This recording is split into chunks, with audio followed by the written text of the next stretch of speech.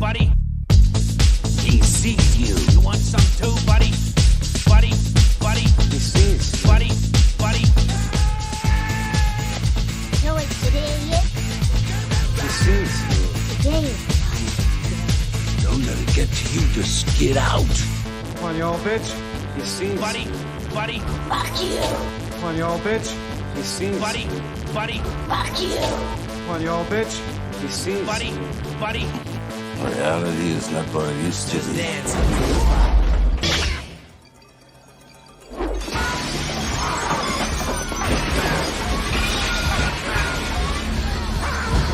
Do you read Sutter Kane?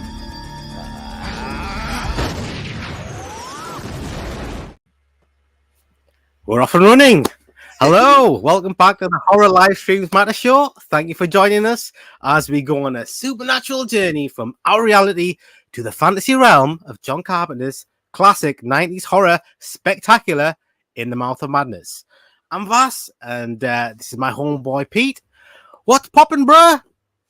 Mate, I'm so happy to be back, mate. It's absolutely fantastic to be with you. Can I just say before we get into anything else there, right? I was in stitches watching that intro, mate. That was absolutely fantastic. Did you do that yourself, genuinely? I just made that today because I didn't have an intro. I thought I'll just stick some music and some clips in there. I don't want to blow Off the smoke cuff up your today, ass, man. mate. I don't want to blow smoke up your ass, but you've got a genuine talent there. Like, that is absolutely awesome. Like, but yeah, I was loving it. I love the tune anyway, but I definitely love it when it's mixed in with "Come on, you old bitch." Brilliant. Absolutely perfect, man. I shortened as well. It was a lot longer than that, but I just Was shortened it? it down. Oh, mate. I want to see the full version, man. I want to see the full version. That was great. So how's things with you, Pete? Have you been well since we've been off off doing lives? Yeah, I've been well. I enjoyed the little bit of break. Just kind of not having deadlines of having to watch lots and lots of movies by Sunday and everything like that. So I've enjoyed the little bit of break. But I've got to be honest, mate.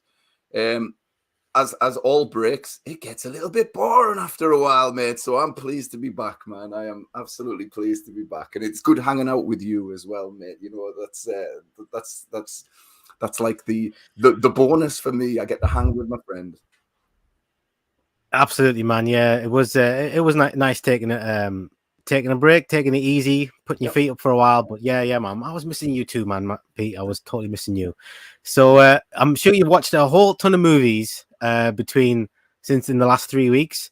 But let's talk about Megan. Have you seen Megan, Pete? And what did you think of it? I watched Megan, mate. Yeah.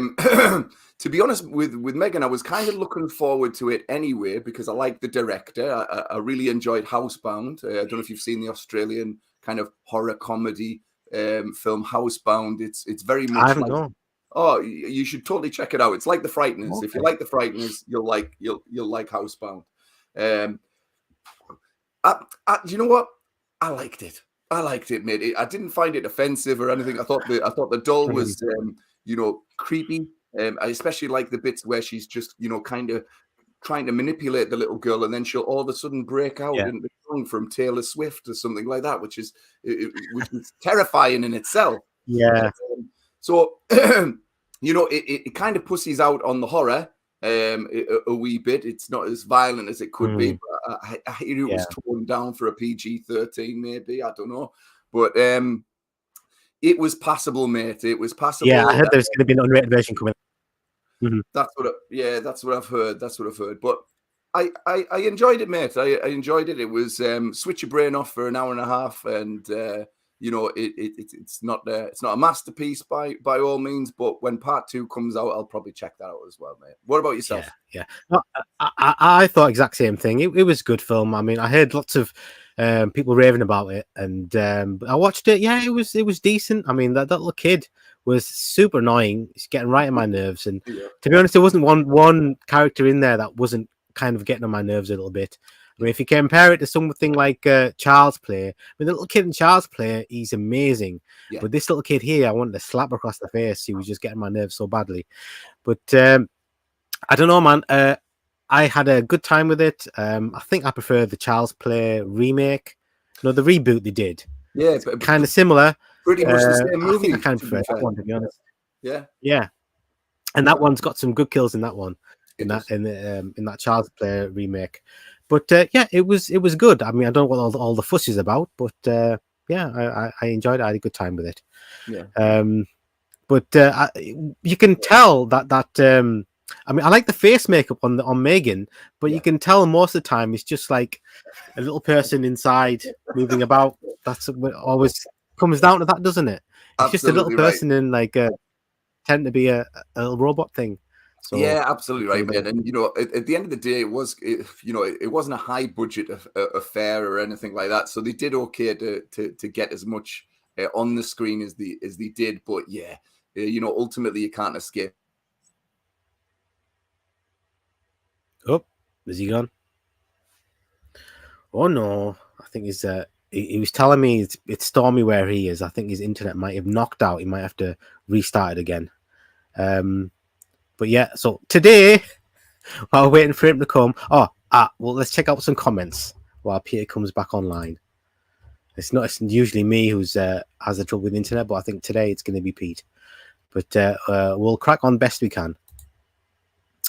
All right, Ricky's here, All Day for Reviews. I think he stopped by a little while ago. Good evening, young Vasim and Peter. I trust all is well in the tune on this fine winter's eve. It's not as cold today as it has been lately, so yeah, we're doing all right. Apart from Pete, he's in the middle of some storm somewhere, and it's playing havoc with his internet. Yeah, I think it's gonna pop back in again. Next is Dave. I've missed you, Dave. How are you doing, mate? I don't read much Sutter Kane, but I thought I'd show up anyways. I appreciate that, mate. Dave says, hope everyone is doing well, as can be. I need a cataract surgery. I found out from my eye doctor this week and one eye in the left. Oh, that's a shame, Pete. Dave, I'm sorry to hear that. Dave says, as you might have seen on my Instagram, I got the Descent original cut slipcover DVD and Training Day on video tape, both for $1. Well done, mate.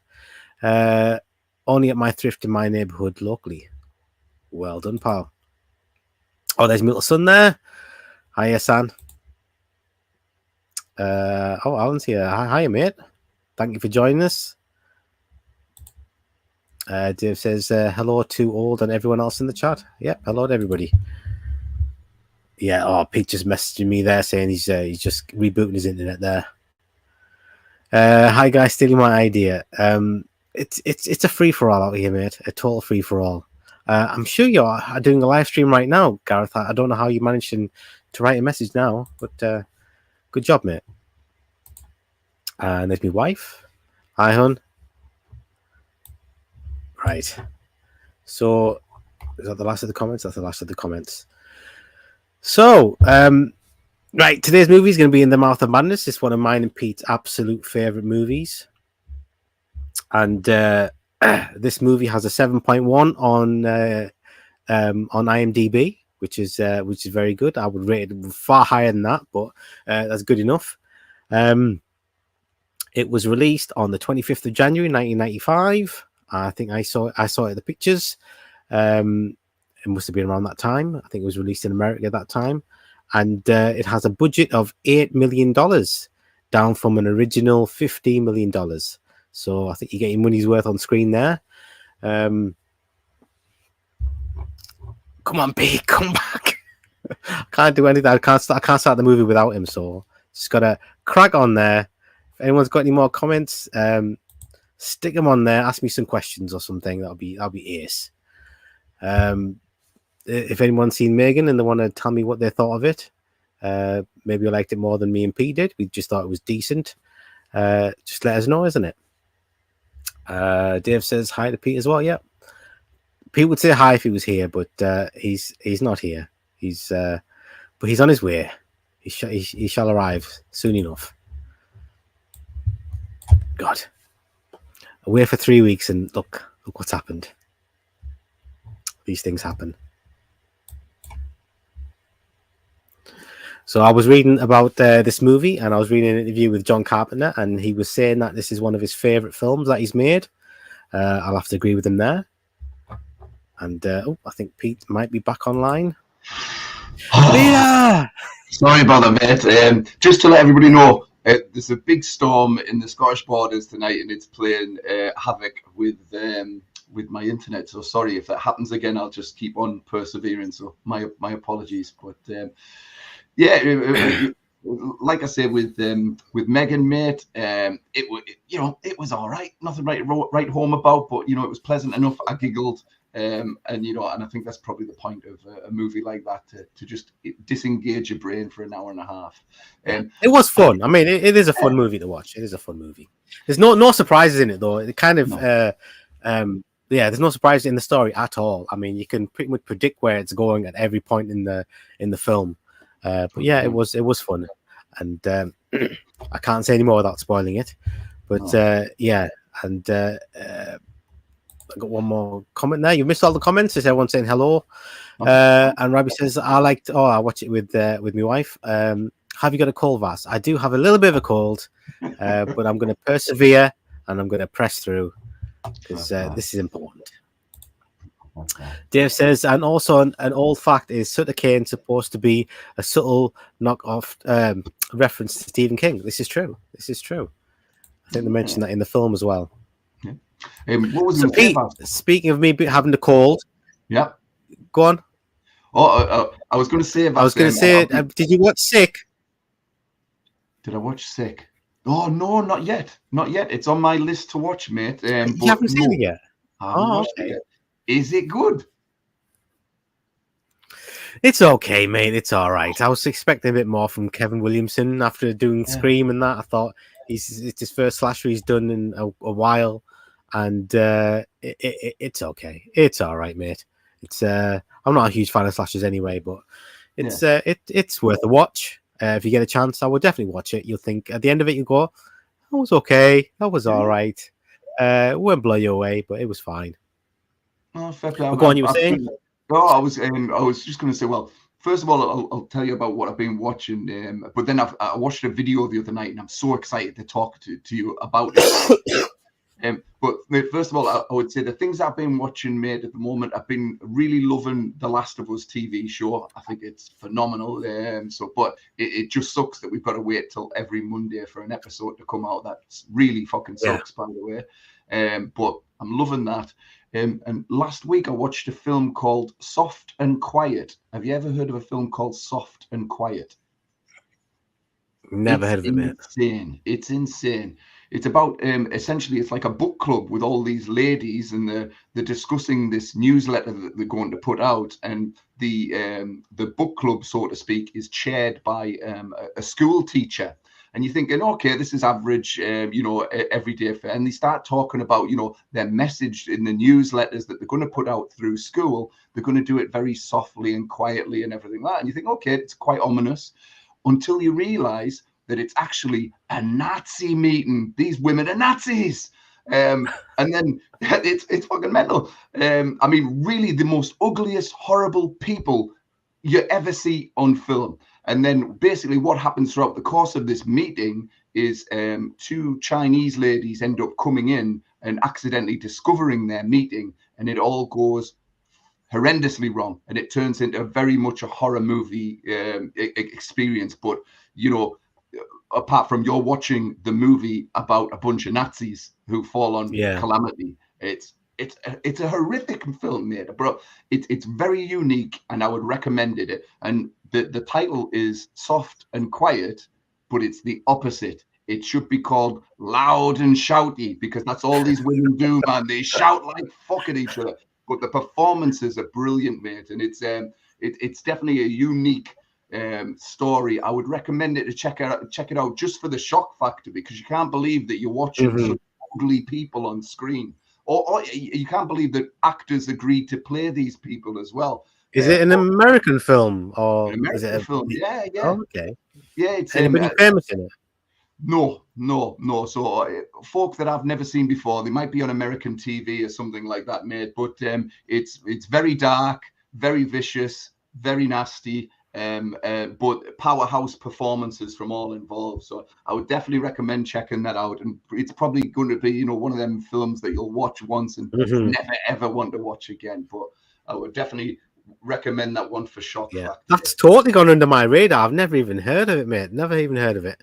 same here. I caught it on somebody's end of year list, and it was like the second or third person that had mentioned this title, and I was like, what's it about? I watched the trailer for it, and I thought, holy shit, that could be good, and it is good if that's the right way to describe the movie, because, like I say, horrible people in this movie, but it's certainly from an angle that I've never seen it done before. Like, and then when these women get faced with their calamity that they get faced with in this movie, they are fucking horrible. Like, I mean, they make some horrible, horrific decisions in this movie, and you're like, what is it gonna go there? It's going there, you know what I mean? It's pretty insane, this movie. So I would definitely say check that out. I was pleasantly surprised at just how kind of tense and taut this film was. So I would definitely recommend that one, mate. Wow. Onto my video that I watched the other day, mate, right? So I ended up watching, just by chance, browsing YouTube, an internet video on Event Horizon, secrets of Event Horizon and themes and stuff like that. And I thought, I'll watch that. Right. Where Sam Neill is hallucinating that his wife is obviously still alive and he keeps seeing her. There's that part where he sees her sat in the cockpit, yeah? And she's naked in the seat, and she's casting a reflection on the dash, and you can see her sat there, and you're looking at her eyes and that kind of thing. Can you see her eyes? That kind of thing. He stood behind her, right? And then he turns the chair around and she opens up her eyes, right? Next time you watch Event Horizon, right? Don't look, when you're looking at the reflection in the dashboard, don't look at the woman, look at the top of the dashboard, because there's a random devil pair of eyes staring right back at you, mate, on the screen. Really? I've never seen that before. Right. Okay. But it's there. Go check it out, man. Go check it out. That's your challenge. A really nasty, scary pair of devil eyes staring right back at you on the dashboard. I want to check it out now. Totally, mate. Totally. So, excellent. No, I thought you'd like that one. But I'm trying to think, apart from that, mate, I have literally been dipping in and dipping out of the likes of Shudder, checking out, I haven't had much luck, to be fair. I've abandoned quite a few movies that I've watched. Our the video we did, when we did the review of 2022, the one movie we were both wanting to watch that we hadn't seen yet was The Menu. So what did you think of The Menu, Pete? What did you think of it? Right, because I wasn't that blown away by it. I thought it was going to be a lot better than I thought it was. But what did you think of it? Listen, I liked it. A lot of people are saying it's the most original film in years. I think we've seen films like this before. Especially in British cinema and European cinema and Asian cinema. There is movies like this that already exist. I liked it. Ralph Fiennes is great in this. And I like Nicholas Hoult in this as well. He's a total sleazeball. So the performances were all good and everything like that. That cheeseburger looked great. I have to say, I was like, give me that cheeseburger at the end of the movie. Give me that cheeseburger. But it wasn't the 10 out of 10 experience that everybody was saying. It was a solid 7. Maybe 8 out of 10. It was a good movie. We were both dying to see that movie. Yeah, it's one of those films that if I hadn't heard much about it and I'd seen it, I'd be going, oh wow, it's a really good film. But I was I'd heard so much good things about it, and the little clips I'd seen, it was oh, it's so tantalizing. I can't wait to see this movie. And then I saw it, and I was like, I thought it was going to be a little bit better than that. Never mind. Otherwise, if I hadn't known about it, I would have been raving about it. But it just wasn't as good as I hoped it was going to be, which is a bit of a shame. You've got to suspend quite a bit of disbelief with that movie, because quite a lot of the time I'm screaming at the TV. I'm like, why don't you just jump over that fucking counter and start punching chefs? And just go for it. They're going to kill you. They've told you that. So go for it. You've got some knives in front of you and everything. They've even tooled you up. Go for it. But no one did. But I suppose, where's the movie sense in that? But, I liked the fact that, these all very questionable people get their comeuppance in the end. It's a perfectly now film, if that makes any sense. Given the backlash that the upper classes are currently getting, that kind of thing. You know, and there's the difference between upper class and working class and upper class, that kind of thing, the kind of social constructs and the cost of living crisis and everything. It's a very apt and it's a very now film that basically says, you know, you kill the rich. That's what this film's about. Kill the rich, and you know, and people watch it and go, "That's great! I love this movie, man." Right. Right. Let's get through his last couple of comments, and then let's crack on with this film. And everyone in the chat, fingers crossed we don't get copyrighted, because I'm going to play it right there, and let's see what happens. No problem. Dave says nothing related, but have you guys seen Frankenstein's Army yet? I'm not a big fan of found footage films, but this one I remember watching that one. I wasn't a huge fan of it. Like it was okay, it was decent. What do you think, Pete? I don't think I've seen it. Frankenstein's Army, mate. I've not seen it. It came out. I think it was a couple of years ago. It came out. Lots of weird monsters in there. No, Dave says I saw a video, Pete, where they were comparing Event Horizon to Hellraiser and saying that there's some kind of connection possibly under all the storylines. Interesting. Well, it was on this video. Obviously, they were talking about the making of it. And it was heavily linked to, stuff was borrowed from The Shine and that kind of thing. But on the back of that, though, I think people have borrowed heavily from Event Horizon since it was made as well. You know, you look at Dead Space just being re-released on the PlayStation 5 on Friday. It's Event Horizon. You know what I mean? It is. Oh, yes. So, yeah. I think it swings and roundabouts. Yeah, Dave says, I don't think it's an official theory. It's just, I think, fanboys' theory is a long-standing theory that these two movies might be loosely connected together. It's just got that. I think it's the same guy did the effects as well, didn't he? Bob Keane did the effects on both. Okay. My wife said I liked the menu a lot. Yeah, she liked it more than I did. That's good, though. That's good. Sean P. Hello, Sean, mate. Society.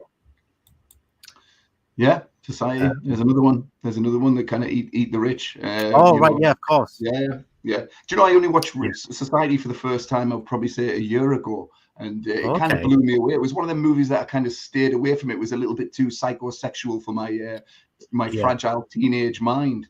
But I watched it about a year ago, and it kind of blew me away. I can't believe it actually got made. It's a good movie. Yeah. Dave says I really liked most of the menu. I just wish there was more explanation by the end of the movie of what was going on. I think it was basically about perfection of the kitchen, the chef, the food. Yeah, I didn't really understand why he was at the end, why he was like giving up his career and all that stuff. I wasn't really following it, to be honest, mate. But anyway, Dave says I give the menu 7.5 out of 10. I think I'll give it a 7. But the same as you, Pete. I'll give it a 7. Yeah. Right, Pete. We're gonna do this. Yeah. Let's do it, man. And let's hope for the best. Right.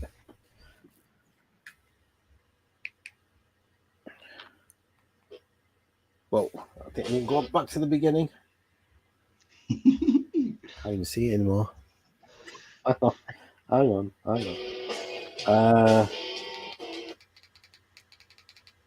here we go.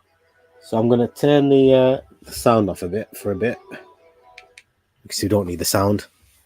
Did you hear the little facts I was telling about the movie? John Carpenter was saying it was one of his favorite movies that he's made.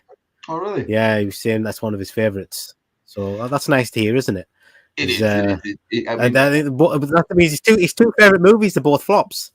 Never mind, when they came out. Yeah, totally, man. Did you know it's when I was watching videos, I was also watching a video about Ghosts of Mars as well. And apparently, when he was making Ghosts of Mars, he was walking around telling Ice Cube and stuff like that, going, "Don't worry, guys, this movie's going to be the biggest piece of shit ever." And he's telling them that on the set. I mean, you know, it's very strange. It's almost like he was imploding at Ghosts of Mars time. You know, he was just, but it kind of is what it is type of thing. But no, it's nice that he likes In the Mouth of Madness. He should do, because it's a very accomplished piece of work, is what it is. It's narratively, storytelling wise, special effects wise. It's kind of. Right. So I've got a question for you. Yeah. Here's a question for anyone in the chat as well. So, who was considered for the role of Sutter Kane before Jürgen Prochnow was cast? who was a famous actor, was considered for the role. Who was it? I've got to be I'll honest. let that sit with you for a little bit. Yeah. Okay.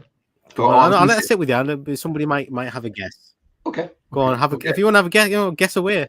Well, I was going to say, I don't think I really know, but if I was to guess, mate, I would probably say Charlton Heston, because he was on board anyway, and I'm wondering if they were considering him for a bigger part. But I might be. Yeah, no, I can't really see that actually. No, I can't really see that at all. Okay.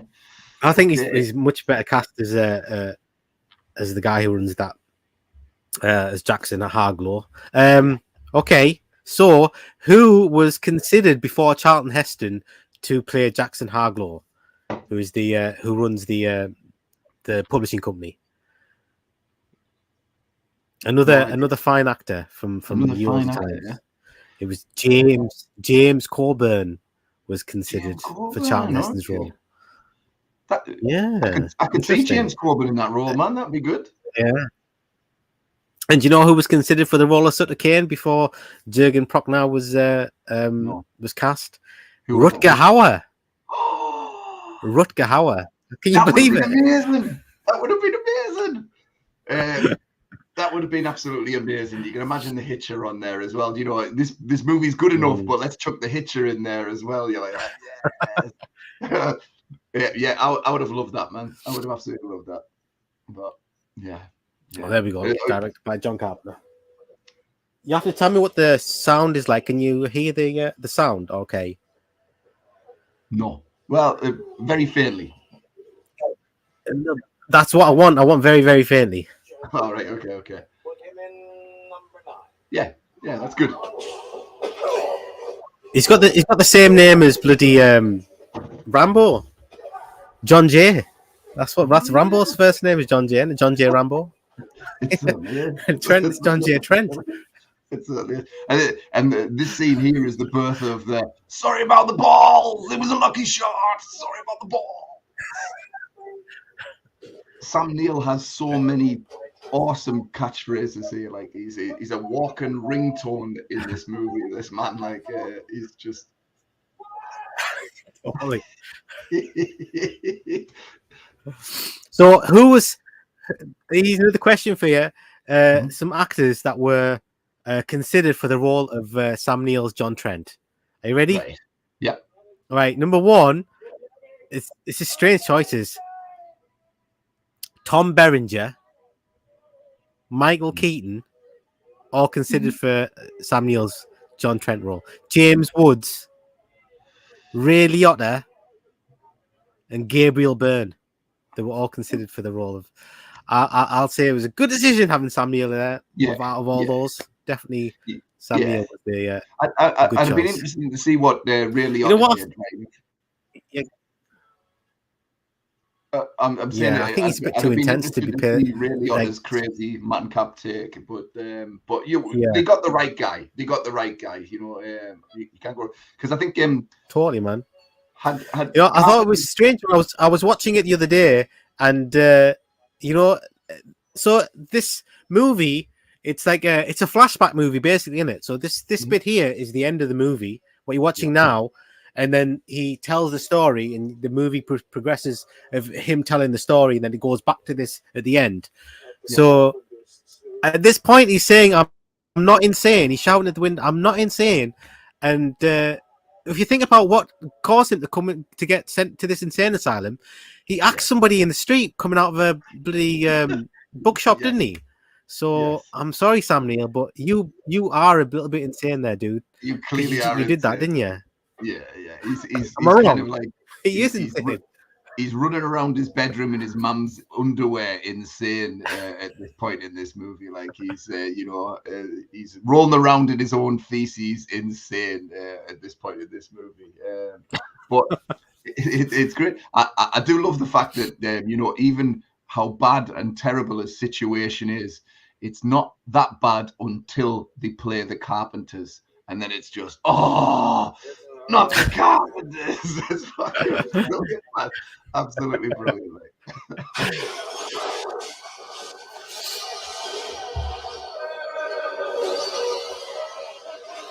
Oh God, that bit's loud. Yeah, it's. So I read on. I was listening to the commentary track. Sorry, I was listening to the commentary track, and John Carpenter says that that part there where the hand comes through the glass, it's like that fake glass. Sam Neill got cut on the back of his neck from that glass that shattered. No way. Little fact there for you. No, that's fair play. That's I think it reminds me that story reminds me of have you ever seen a movie called Incident at a Ghostland?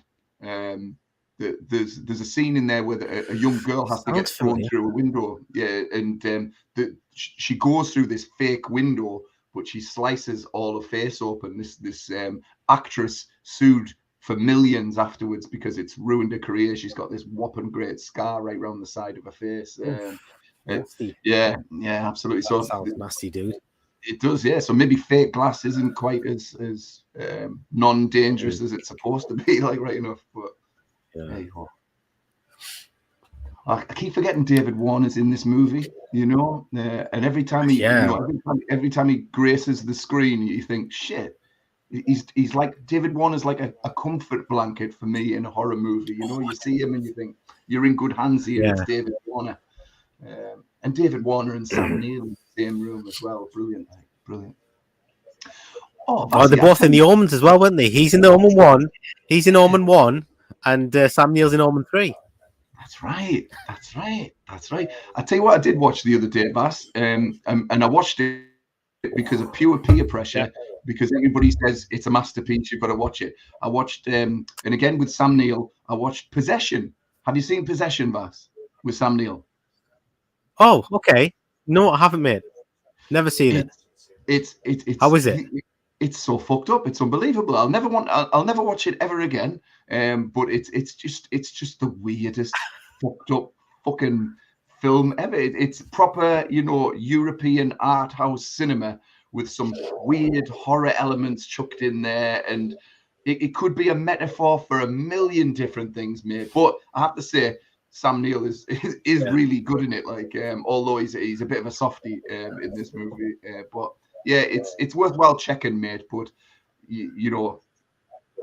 just brace yourself. You'll probably be a little bit depressed once it's finished. Like, it's like, oh fuck now. But I don't like those types of movies. No, totally right. So the question is, in this, he's in a cell, and he's put crosses all over the cell and on himself. Yeah. So, but if you look at the cell, it's like the whole cell's covered in the crosses. So the question is, how did he get up there to do all the crosses? He didn't have like a stool to stand on, didn't he? Did he? Sure. To climb up there and put all the crosses all up high. So how did he do that? That's the question. And plus, they must I don't want to nitpick, like. Well, they must have, after kicking that orderly in the balls and falling out with everybody, they must have gone, get in there, you fucking idiot. Get in there, man. Get in there. You're a crazy person. Stay away from us. Here's some cranes. Here's some cranes there. And we'll give you a shitload of cranes as well, because you need to decorate the entire property. Go for it. And that, that's not just a little Stadler crane, that, mate. That's like a pack of cranes. That's Poundland. Mm-hmm. You've been to Poundland and spent 15 quid on cranes. That's the only way you're doing that, like. So this is what I read also. That are you a fan of Ari Aster, Hereditary, Midsommar dude? Are you a fan of his? I'm not a huge fan of his, but I did read that he said he wants. Me too. I like Hereditary. I don't think it's like the best thing ever, but I do like it. He said that In the Mouth of Madness was one of the films that had influenced him the most, alongside The Thing, Rosemary's Baby, and two other movies I've never heard of. So that was nice to hear. I like him a little bit more because he said that. I do like him just a little bit more. So he gets my respect for that a little bit. I still don't rate him that much, but he does get my respect. I mean, to be fair, it is a gem. I think I've read something from Del Toro as well as mentioned In the Mouth of Madness before as one of his reference points for different films. It doesn't get the recognition it's deserved. People automatically will go to The Thing and Halloween, but and this one kind of gets left out in the cold because I think partly because it's a 90s film. It's a strange one, but it really shouldn't. I mean, the one thing as well is, when was the last time, I'm not a huge Lovecraftian fan. I'm not. I find some of the work, be it visual or in writing, just downright depressing and very morbid. And it's supposed to be, you know what I mean? It's absolutely supposed to be. So it's just not my bag. But this is a movie that adopts Lovecraftian works, and it's fun. Lovecraftian and fun together. Who knew? You know what I mean? Yeah. So I can't remember Lovecraft's kind of influences being in a movie that was fun before, apart from this one. Maybe I'm wrong. Yeah. Oh, this is where the movie starts. Yeah, it's a great scene. This is an awesome scene. So you get some sound on here. Yeah. And the artwork for all the is great in this. I'm on the lookout for some Sutter Kane t-shirts with the book covers on. I think they'd be awesome. Yeah, totally. It's ironic because the book covers are better than the actual movie poster from The Mouth of Madness, which is just some Photoshop. Yeah, the movie poster is pretty naff, isn't it? Yeah, yeah. I mean, that one there is it's very poor, that, man. That is so poor, that. Yeah. I mean, that does not sell the movie at all. Totally. Yeah. I don't even like the Scream Factory one. I'm not even that impressed with that Scream Factory cover of this movie. Yeah, that's true. I mean, I know it's had a Scream Factory Blu-ray release now, but I'm wondering if someone's gonna, maybe Arrow or something's gonna pick it up and get it out in the UK. It'd be nice to get that in a nice 4K release of it or something like that. Give it the love it deserves, right?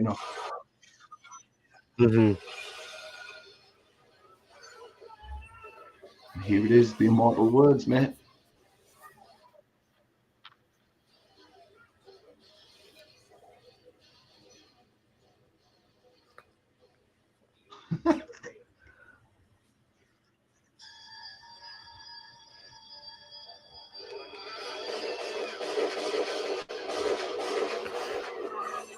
I wonder why they decided when they shot him there not to show any bullet holes. They just flashes, isn't they? They didn't show any bullet holes or anything. I don't know. I wonder why they did that. Yeah, especially with Carpenter. I know he knows what a squib is, so why didn't he? He's not afraid of a bit of gore, is he? Nah, exactly. Afraid of a bit of gore. Oh, well, I think was this his first, or no? I think it was his second movie with Warner Brothers. I think this one, because I think in Memoirs of an Invisible Man was his first. Because I think he'd always been kind of Paramount before, and I think this was his second movie, Warner Brothers. So maybe the Warner Brothers execs told him to cut the blood down because they've been known to do that. Warner Brothers, they've been quite tight with that kind of thing in the past. He plays just a perfect sleazeball to Sam Neill in this. You know what's weird, Pete? When you contacted us and suggested let's do the watch party because we were talking that we were going to do it, and then you said, "Oh, let's get on and do it." And it was weird. I was actually doing my essential cut. I was going to do this movie, so really? I was like halfway through the movie. It was about 7 minutes long so far. I've done half the movie. And, it became apparent pretty quickly, that the way I do my essential cuts is that I do like a montage format. So find some cool music and do a montage and do lots of jump cuts and then join it all so it syncs in with the music. Okay. And then I realized, like, unlike nearly all of John Carpenter's films, this movie is full of jump cuts and like those montage things. It's because it's very, like, all the scenes are very... they all repeat themselves, like the same thing's happening, and it just changes a bit.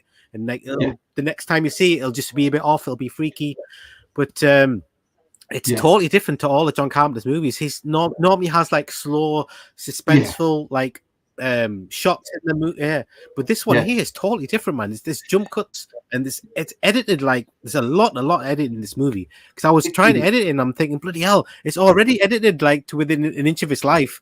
How am I supposed to edit it down even more? And I was like, I got halfway through, and I'm like, oh my god, I don't know. In the second half, it goes overboard, like it goes crazy in the second half. So I don't know how I'm going to do that, but I'm going to have to somehow find a way to do it because I've already spent a week doing the first half, so I'm going to have to try and get the second half done. But for me, I think that was a mistake on my part. this movie's, for me, this film feels more like John Carpenter's more kind of studio movie than all of his other movies. You'd have to read the video cover for us, mate, but I don't think it's Dean Cundy doing his photography on this one. It doesn't have that Dean Cundy feel to. No, it's Gary Kibbe, same guy that did Prince of Darkness, and I think They Live as well. That makes sense. But, yeah, that definitely makes sense. But it's it is edited. Yeah. It's heavily edited. Do you know what the budget is? Do you know what the budget is for this film? Do you know what the budget is for this film? At a guess, is it something like 21 million or something like that? No, the original budget for the movie, right, was 15 million, and then when they started filming it, it got reduced to 8 million. So they had to make it with 8 million. Wow. That's crazy, isn't it? And they made it in 36 days. Principal photography was in 36 days for the whole movie. Shit. Can you believe it? 36 days. That is like a month of filming for like this like all-time classic movie, and it took 36 days for principal photography. That is absolutely mental. And fair play to John Carpenter. That is insane, isn't it? Yeah. I mean, fair play to John Carpenter for two things. A, for not spitting the toys out the pram and just going fucking nuts and purposely creating a bad movie to screw the studio over. And B, getting it done, getting it finished, and being a professional. But that poses a question there, Vass, right? Let's say tomorrow you won the lottery, right? You won Euro Millions, and Mr. Lottery give you 100 million, all right? And you were sat there with your 100 million, your family set for life and everything like that. And you think, well, I've still got 50 million here that, I could just piss away. I could do anything for. Would you be tempted to give John Carpenter a call and say, listen, I'll give you 10 million, John. Go and make a really good film and just have me as the producer. Would you give him 10 million?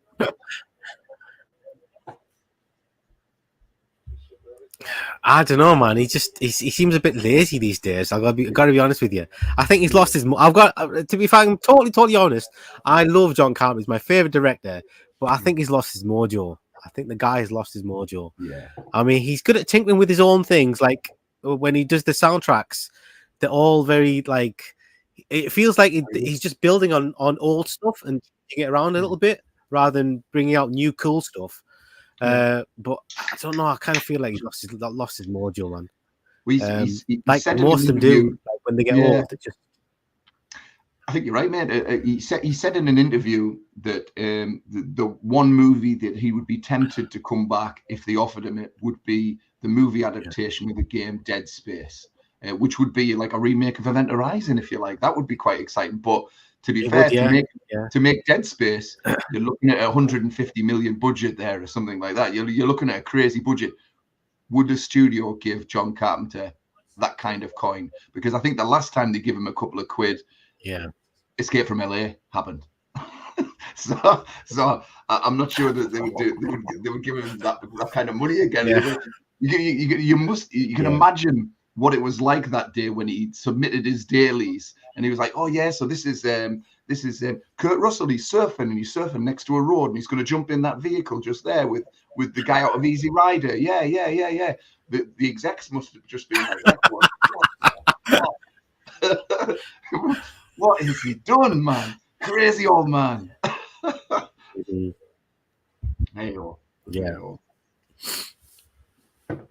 Yeah, no, man. This was his last great movie. This was it. After that, I mean, literally, if it was 1995 and he didn't make Village of the Damned, and you asked me then, would you do that if I had all this extra money? I would totally do that. I'd say, dude. Make me the best movie ever. He's 10 million or whatever, and let him go to town because I know he can do it because he's just made this movie. But otherwise, nah, man. I'm fair sad play. to say. Yeah, no, fair play. It's, I like this bit. Can I turn that up? go for it.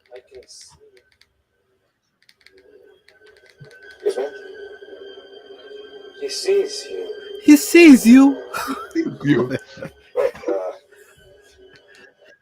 I might say hi. That was definitely worth it. He sees you. Easier. Great. You know, Classic. that guy must fucking dine out on that all the time. So That guy- right, okay. So the story was written by Michael DeLuca.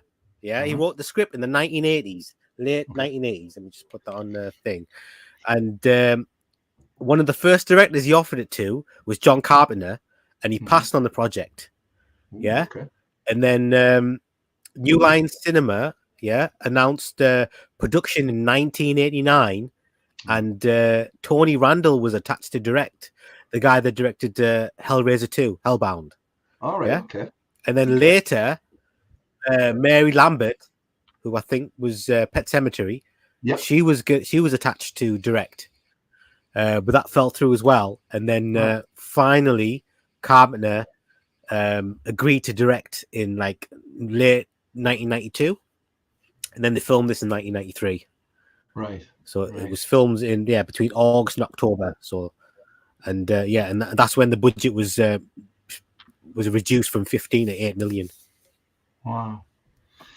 Yeah, So well, lots of research, mate. Lots and lots of that's research. good. That is good, mate. This is all good stuff. Like, this is all good stuff. But it's interesting. I'm trying. The names that you gave me there weren't very confidence inspiring. You know, Mary Lambert, fair enough. I quite like Pet Sematary, and Hellraiser 2 I like, but you know, it has its shortcomings as well, right? Enough. I don't know. I can't. I mean, in retrospect, in retrospect, it was good. Yeah, it was. Yeah, I think at the time, because they were just off those movies, so Tony Randall would have just made Hellraiser and like Hellraiser 2, and Hellraiser 2 is wicked. So it would have been a good choice then. And then Pet Sematary came out, and lots of people love Pet Sematary. So and that was the point where it was a good choice. But when you look back on it now, it's like, what have they made since? Not really very much. They've not really gone anywhere near John Carpenter standards. Yeah, exactly. No, I mean, it's put the sound on for the script.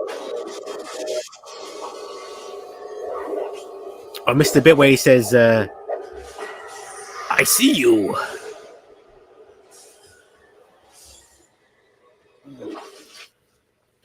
You want some too, buddy?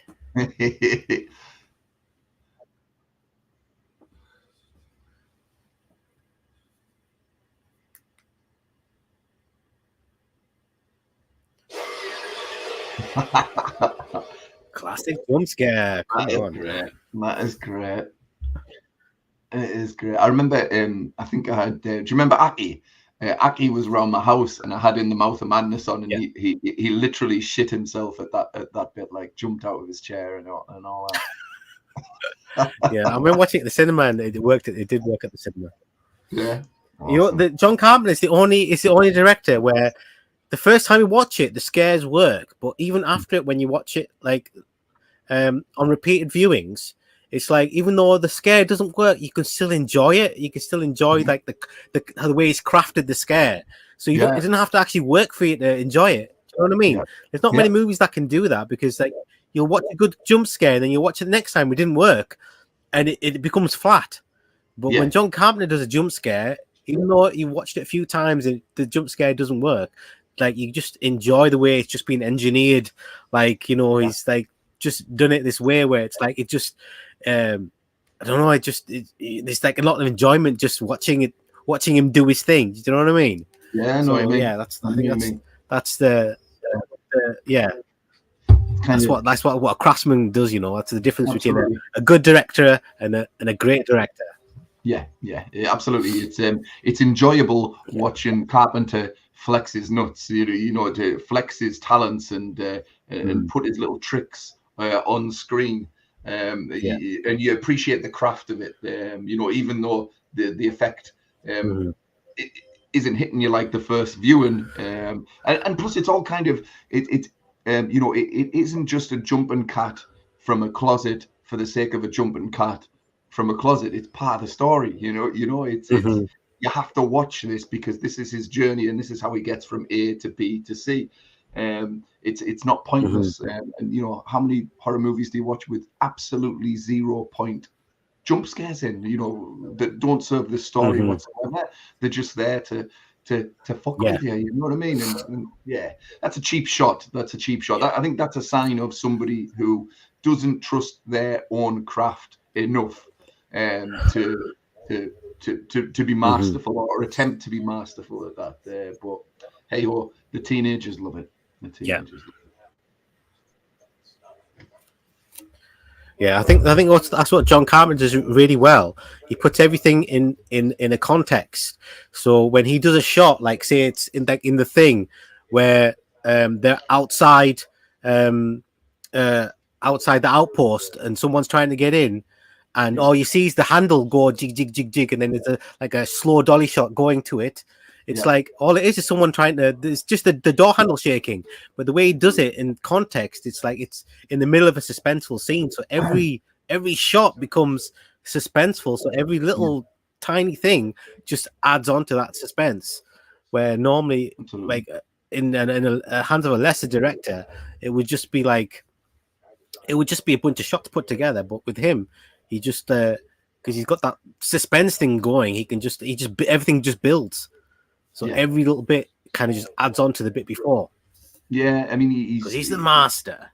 He is the master, and he draws on different resources and different influences like Howard Hawks, and some of the the older movies that we wouldn't have a clue what they are, but he knows, and he's taken a note of their tricks and their tomfoolery. And he's very much Carpenter. When he's on his game, he's kind of he's kind of a visual storyteller, just like Brian De Palma is, that kind of thing, where he can. Brian De Palma and Steven Spielberg. I've totally forgotten about the comments, dude. Oh yeah, shit, yeah. Sorry, man, I've totally forgotten about the comments. Blame John Carpenter. Don't blame us. Blame John Carpenter for making such an awesome movie. Yeah. So Sean was saying that's why he picked Society, because it was because we were talking about the menu, and it is quite similar. Yeah. Dave, I didn't see Society the movie until quite recently, maybe like a year ago. I really liked it for its strangeness. Yeah. The dude from Ghostbusters 2, is it? Yeah, that's right. He's awesome in this. Vigo. Just get out. No. Sean says David has some of the most extreme effects ever committed to film, doesn't he? Yeah, it's kind of gross in Society, like especially the last, that weird sort of orgy thing that's happening at the end. Yeah, totally. I mean, it's not something I can watch over and over. I've got to say, it's not something I can watch over and over again. But I mean, I have seen it a few times over the years.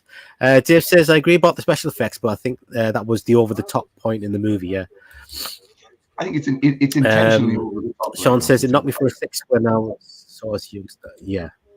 Absolutely. Dave says it's a movie you can watch and like in some ways, but it's a movie I can't recommend at the same time.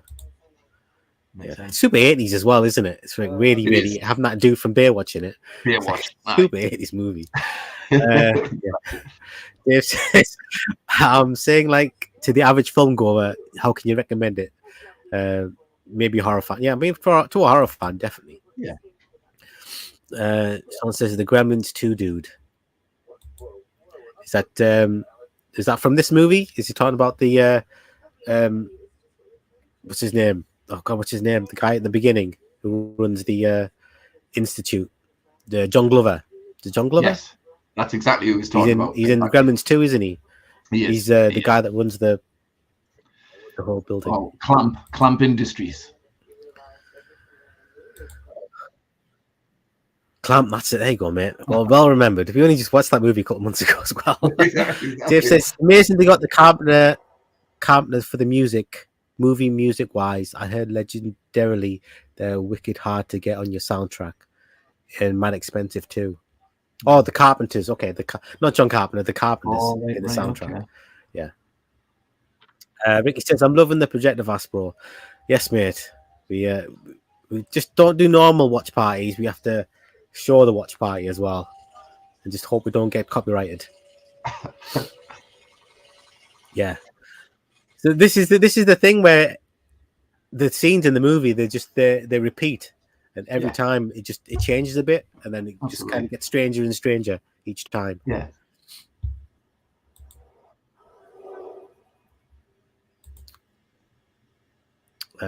Dave says haven't seen the movie Nightwing in a while to remember if it's all that good or any good at all. What movie is that, dude? Stephen King's Nightwing, I think. I've not seen it. David Warner in it. Yeah. Soulless Trench Coats popped in. All right, mate. Thanks for dropping by.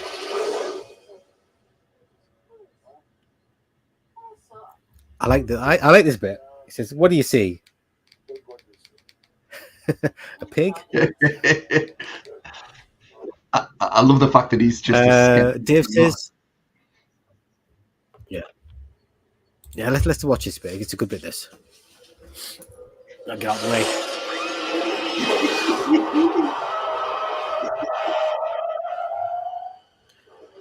So apparently they actually just got a stunt guy and the car just hit him. He literally just roared into the car, and the stunt guy just roared straight into the car. Do you know, I've always liked this bit of orchestral music in this scene. You know, where the car hits him, the car screeches, and then all of a sudden you hear this, the orchestra just go, and just makes this gurgling noise it's very uneasy. It's great. Like, I love it.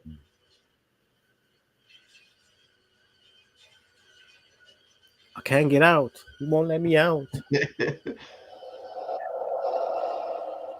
It's bloody Pearl. It's Pearl, man, from the movie X. She's at it again. Totally is. It looks better than Pearl, actually. It's a good shout, that Pete. That's a good shout. She's after another movie, man. Fuck off, Mia Goth. We'll get another movie. Where were we on the comments? Yeah, comments. Quotes, yeah, comments, yeah. Dave says, I agree, Pete, and also Prince of Darkness is not per se excellent, but I find it, but also actually also rather good and underrated too. I've got to say, I think Prince of Darkness is aces, man. I love it. Absolutely love Prince of Darkness. Yeah. It's one of the ones that's grown on me. Yep. Over the years. For me, it's got better the older I've got. I didn't appreciate it much when I was a kid, but now, you know, it's the first time I saw it was on telly, and it was just in like 4:3 pan and scan. And I remember watching it, and I couldn't believe it was a John Carpenter movie, because it just didn't feel like it at all. And then I watched it again, like on TV, and it was on like widescreen on Channel 4 late at night, and it was just totally different, man. It was like I could see the movie that was like in there that I just couldn't appreciate the first time. Yeah, I mean, I think again it shows, you know, my immaturity when I was a teenager. The first time I saw it, I remember just being so disappointed that it was actually just a fucking jar of goo. That's what I was supposed to be scared of, a jar of goo. And I was like, well, that's not very scary. I missed all the subtext and everything like that because I was that fixated on that point. So I was kind of like, fuck you, Prince of Darkness, for a couple of years. Like, and then, like I said, when I've gone back and revisited, it's just got better and better and better, you know, and I've always kind of purchased it and owned it ever since. Yeah, absolutely. And Soulless Trenchcoat said, fantastic movie. This is a fantastic movie. Yes. Sean says, very scary young people being sinister in this film. Definitely. Yeah. Today is Mummy's Day.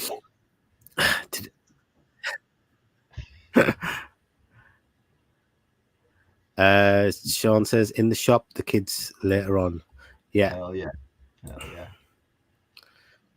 Dave says, do you guys have a timestamp on this yet? I guess we already started. I might have missed the start of it. I can't remember when we started it, but it's about 8:30, I think. Yeah, about 8:30.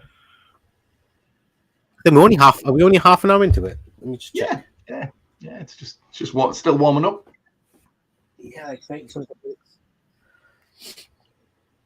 This movie, man, it moves such pace. Yeah, it does. The place. I think we're still in the. Hobbs Creek is very it's very much like Stephen King's Maine, isn't it? It reminds me very much of Stephen King's Maine. Yeah. But So it says here, it says Sutter Kane's novels have similar titles to H.P. Lovecraft stories. So if you look at the books, they all have titles based on H.P. Lovecraft books. Okay. So one of them is called The Whisper of the Dark, and that's taken from The Whisperer in the Darkness. The Thing in the Basement is The Thing on the Doorstep. Haunt Out of Time is The Haunter of the Dark. Okay. The Hobbs End Horror is The Dunwich Horror, and The Haunter of the Dark is The Shadow Out of Time. Wow. The latter also references Hobbs End Underground Station from Quatermass and the Pit. Apparently, he's a big Carpenter's a big fan of Quatermass. Wow. He's them kids. Yeah, I think In the Mouth of Madness is a bit like a H.P. Lovecraft story, something madness. I can't remember what it's called. Yeah, sounds like it. Sounds like it. I think it's Mountains of Madness. I think or something. The H.P. Lovecraft story. That's right. Because wasn't there a series recently?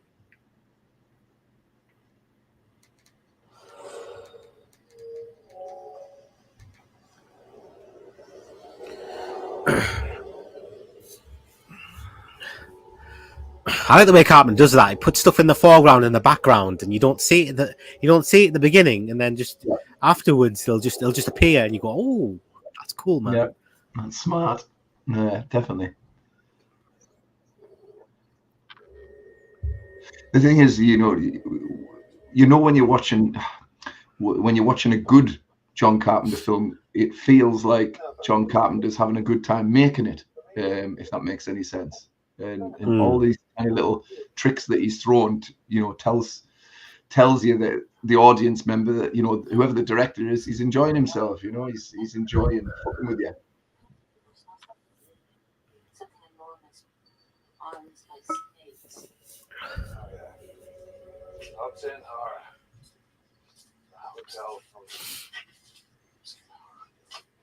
Yeah, and I like the way that the story it signposts what you're going to see later on. Yeah. So like when they're having the conversation about why she likes reading Sutter Kane, and then you have the one about reality and because if the majority was crazy, then you'd be in the minority, and then she'd say at the end she'll say you'll find yourself in a padded cell wondering what the hell's going on.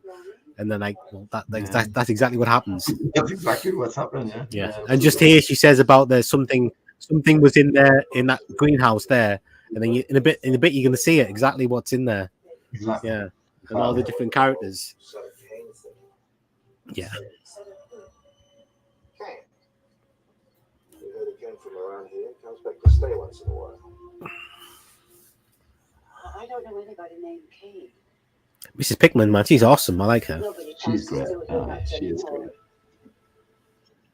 She's very odd, isn't she? She's just very strange. She certainly is.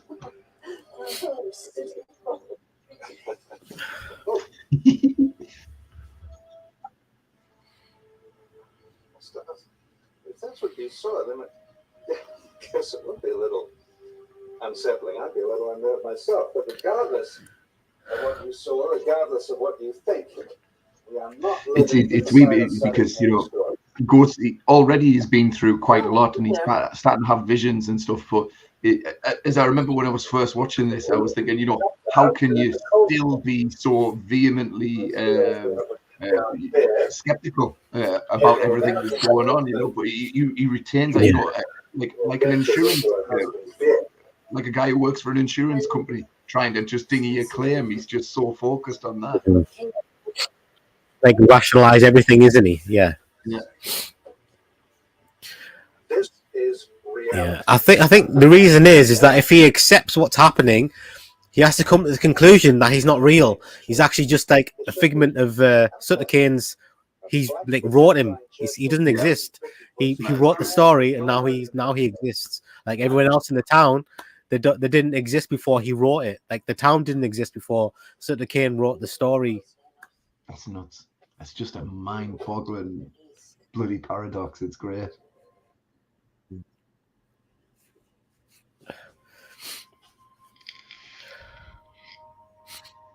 Place had once been the seat of an evil older than mankind and wider than the known universe. A place of pain and suffering beyond human understanding.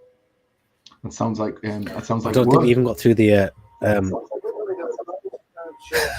on its site in 1788, but the Black Church swallowed up the old sanctuary the way Oh, it it- swallowed our minds. Now there is nothing left of what was once here.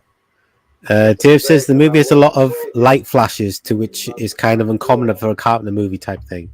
Yeah, Yeah, there's a lot of cuts in this movie. Like,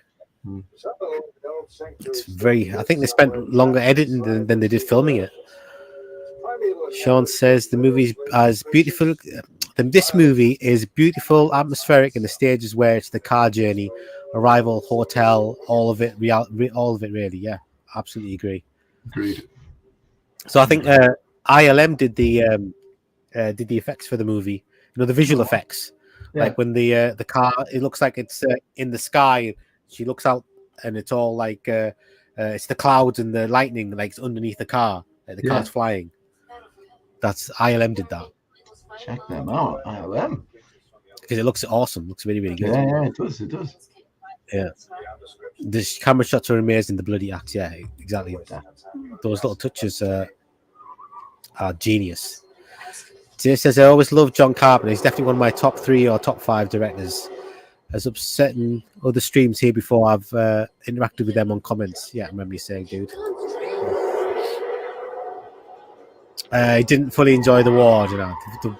The ward and the Shutter Island are very, very similar. Yeah.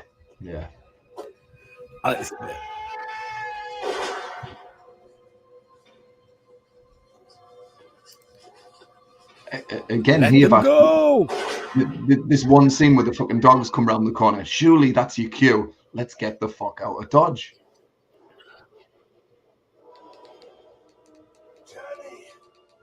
Johnny boy.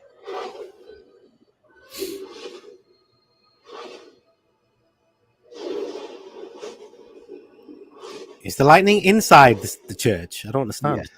Yeah. Hey, it's me. I love those dolly shots he does, man. I think they look wicked. They're great. A lot of them in this film.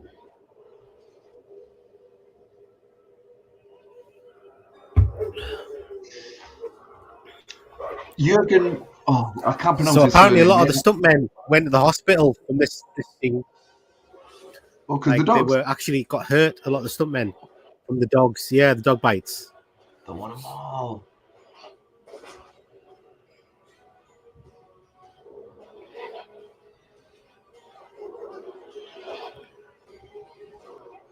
I've got to say, I'm not a massive fan of this scene actually, with the dogs. I don't think it's. I kind of think you could have done a better job than this. What do you think? What are you talking about? Just generally the scene itself, or the way it's kind of filmed? Just the scene when the dogs appear. I don't think they needed. I don't think really think they needed it. The dogs. I don't think they needed it at all. It's a wee bit Omen, in eh? there. It's a wee bit the Omen. Yeah.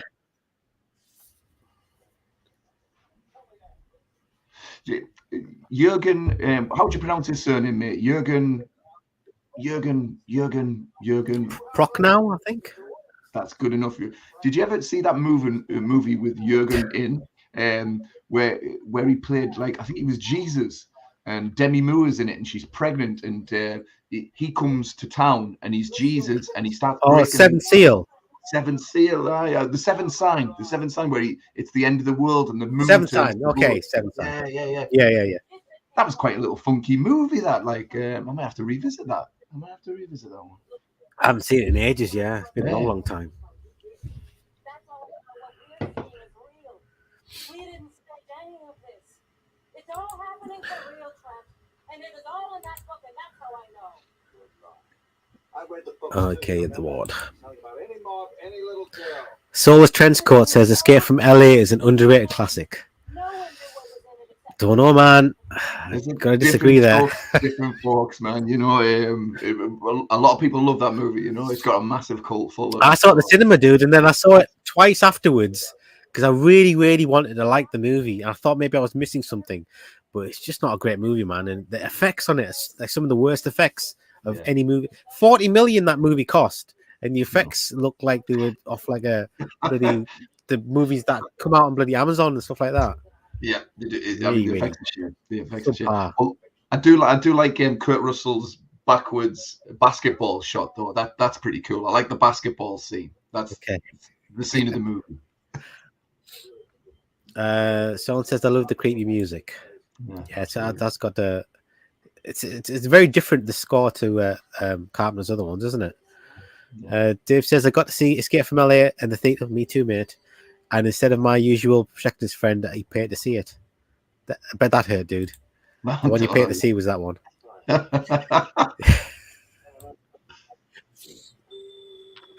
I was always hoping that Jack Klugman would have directed Hellraiser 3. Don't quite understand that. 1 and 2 exceptional, 3 onwards aren't in the same league. Yeah, 1 and 2 are the best Hellraisers. Yeah. Dave says I really like some of it. CGI was terrible though. I'll give it a 6 out of 10. Felt like a remake more than a sequel. I love the Bangkok rules and I love the ending too. Yeah. That's the is that the basketball scene? Yeah. I wish the story was a little better. I wish it didn't rely on CGI so much. Yeah. I think was it the Ghosts of Mars was intentionally going to be was originally supposed to be the sequel to Escape from LA, Escape from Mars. All right, okay. But it had just tanked, so they rejigged it and just but ultimately Ice Cube is Snake Plissken. So yeah, little tidbit there for you. Drag Beat the Hell is a good jump scare one. Yeah, I guess so. Yeah, it's got some more good moments, right? It's the one. It's really good. It's the only one that Dave doesn't like. Sam Raimi film he doesn't like. All right. Yeah, CGI does ruin most things. It does. Yes. Yeah. Oh, there's a bit of CGI in this one, and it's done pretty well. Yeah. I think because they've got Industrial Light and Magic to do it. I wonder why they didn't get Industrial Light and Magic to do the effects in bloody Escape from LA.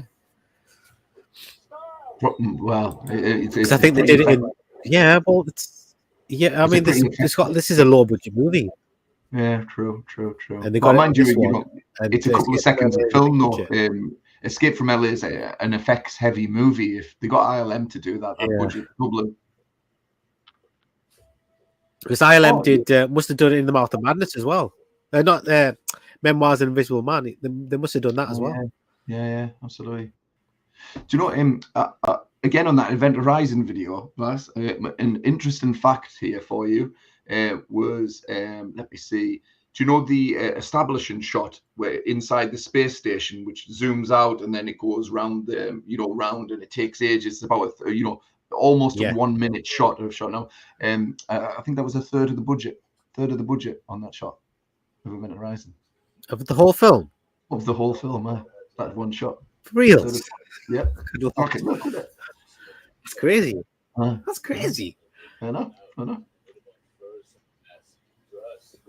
I mean, it's good, but it's a third of the budget. Good lord. A third of the budget on that one shot. Oh, this is the bit with the kids.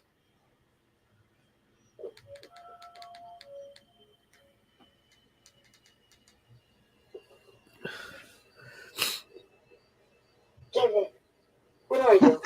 Where do you come from? Where do you live? With you. Who takes care of you? You do. You're my mommy. Know what today is? Today is Mommy's Day. Terrifying. I like that. Just give it.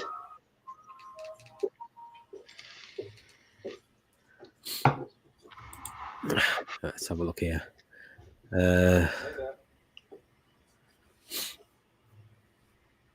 If people like it, all the good. I say everybody has their own opinion. I just didn't like the whole knockoff of Thinner type knockoff vibes. Are they still talking about Drag Me to Hell? Oh, right, yeah, because the Gypsy Curse is Thinner as well, isn't it? Yeah, it's true. Yeah. Good knowledge. Yes, good knowledge. Nightwing is a movie from 1979 that was about killer bats and American Indian stuff. Okay. Oh, it's another Stephen King. Yeah, the sequence is very atmospheric. No worries, Dave, mate. Yeah. Yeah. It's definitely like a very modern, postmodern film, isn't it?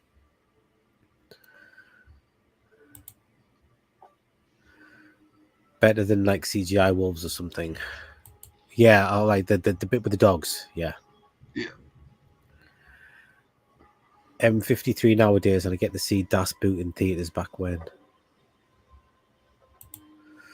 Never seen Das Boot. You ever seen Das Boot, dude? No. Never seen that, dude. Bangkok Wills was a scene where he throws the can up in the air and tells the other guys to draw and escape from LA. Okay. I'm having trouble trying to remember that movie at all.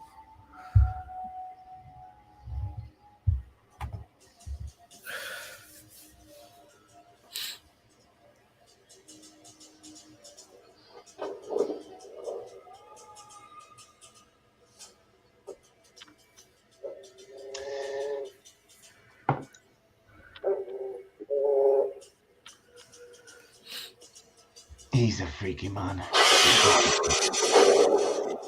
Good little jump. Another jump scare. Yeah.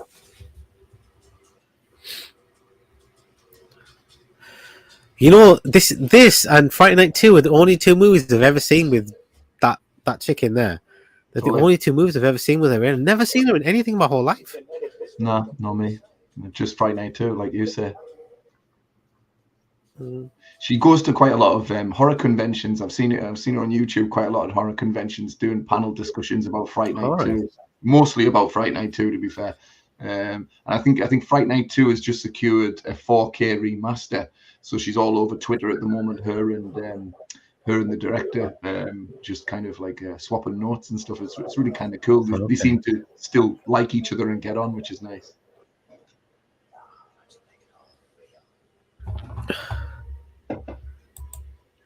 Sean says the sets are a bit cheap looking on the spit, perhaps.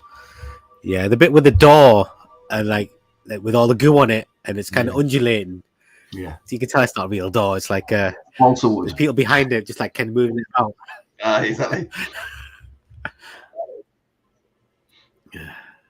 Right. Okay, makes sense. Yeah. One of these days I'll watch Das Boot. One of these days, mate.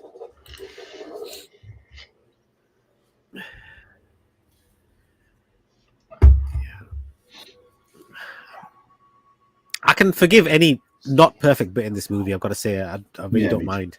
Nothing. I mean, I can't. It's 99% of it is so good that even 5% of it that's not perfect, it's easily forgivable. I mean, some of the prosthetics aren't that brilliant. Yeah.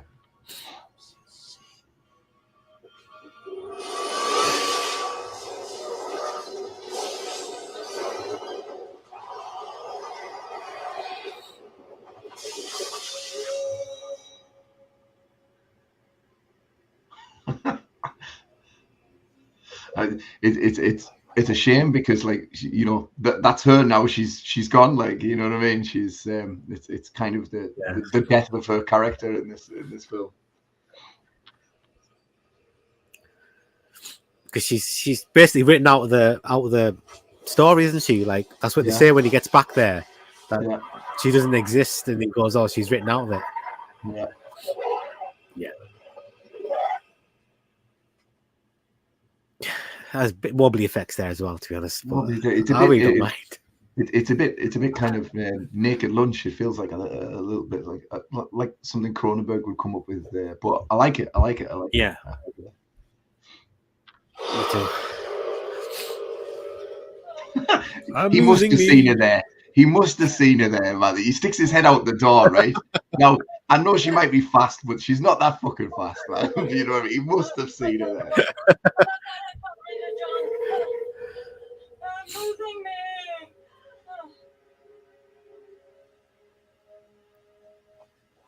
See that shot there, Pete? Yeah. From overhead. Uh-huh. So apparently Sam Neill used to be a movie director before he started acting. He used to direct movies, and he told John Carpenter, "You should do that shot from above, shooting down." Uh-huh. So he did it. So like that that. was Sam Neill's suggestion to John Carpenter to do that I shot. like that. That's cool, man. Weird. I wonder if he was also suggesting things on Jurassic Park 3. I wonder if he said, it would be really good if the Velociraptor spoke and just said, "Hey, John, so like, yeah, let's have a talking Velociraptor in this movie. Yeah, it's a great idea. Let's do that. Yeah. The franchise is in good hands." He missed the old bitch line, dude. Oh shit! You just said it there. Come on, you old bitch. It is the best do it line again. of the film. Yeah.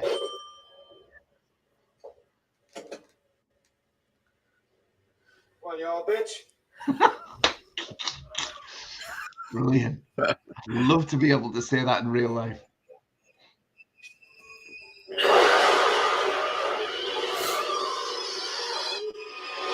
Sound design is amazing on this part. Yeah.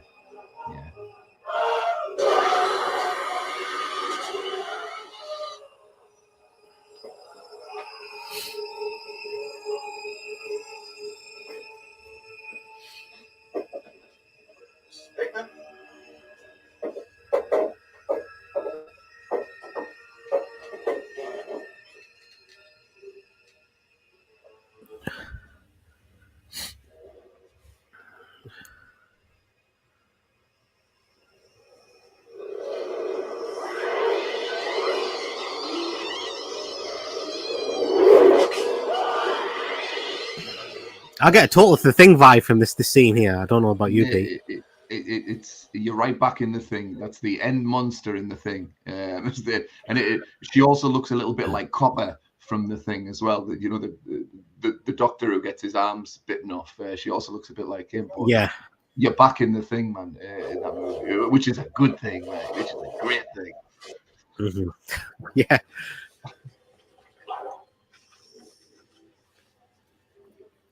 Things start going mental now, don't they? Yeah, definitely.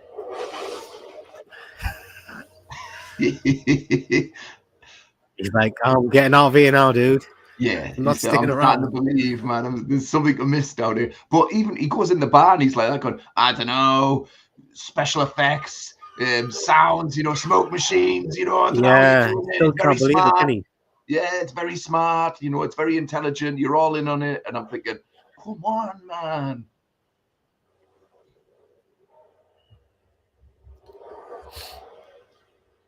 I love this sequence. Oh, Gareth saw it at the cinema as well. I thought I was the only one. Never mind. Sweet. Go and talk to the nice old lady, yeah. Mrs. Pickman. Yeah. In Jurassic Park 3, the dinosaur says Sam Neill's character name Alien a few times. Oh, Alan. That's it, Alan. That's right. Hey, Alan. That was a bit too much for me as a kid. Yeah. Kind of reminded me of the Three Jurassic Amigos. Park 2 and 3, I think.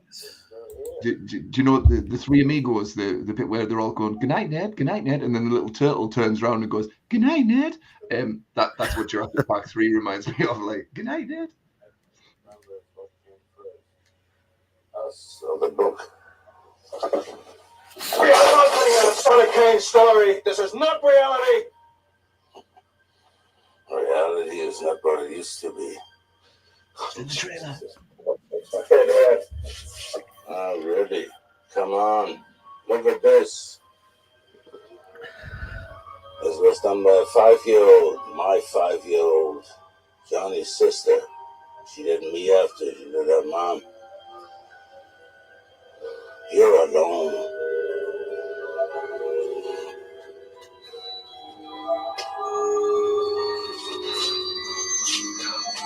I have to. You wrote me this thing.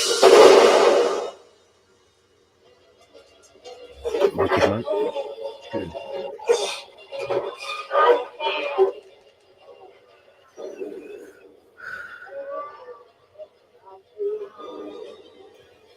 This is like being on Shildon High Street at kicking out time.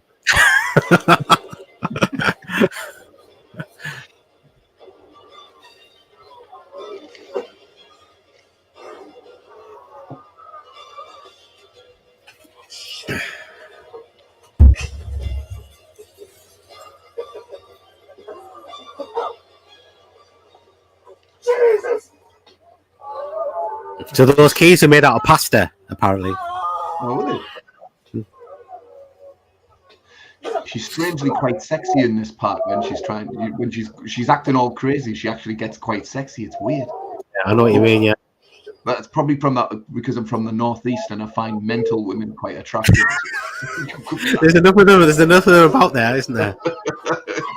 Place is teeming with them.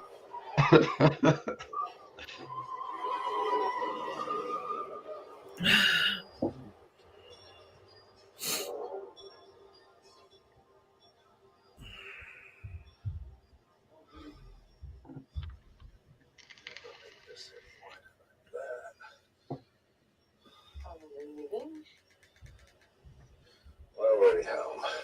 You should have believed me. Freaking highway. Sam Neill is like, he's really cool in this movie. Like, there's no point in this movie where he's not awesomely cool. So, it reminds me of it reminds me of them sharing a taxi home with somebody, after you've been in the pub or something like that, and you're like that going, where's the fucking highway? And you're like, oh no, they're dropping them off first. Oh, I just want to go home.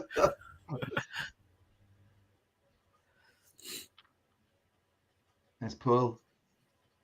He's making a phone call and now she's off. Yeah. She's off to phone Ty West. Get me another gig. It's weird sound effects on this bit. It's like a crab sort of sound effect as well, isn't it? Really? Yeah, definitely.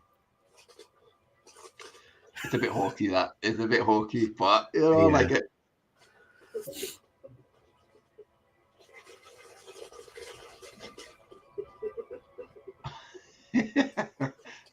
He's got like a monster neck, like that.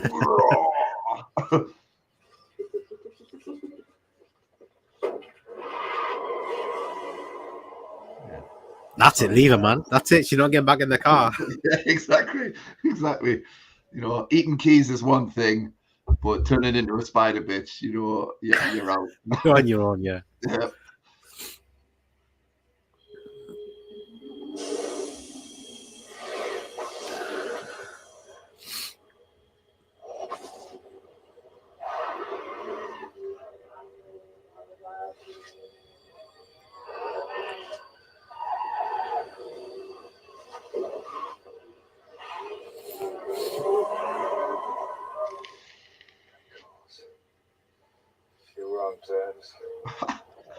Yep. So one of those movies, no matter what part of the movie you would start watching, you get sucked in straight away. Like, yeah, doesn't matter how far through it is. It's like you're with it straight away.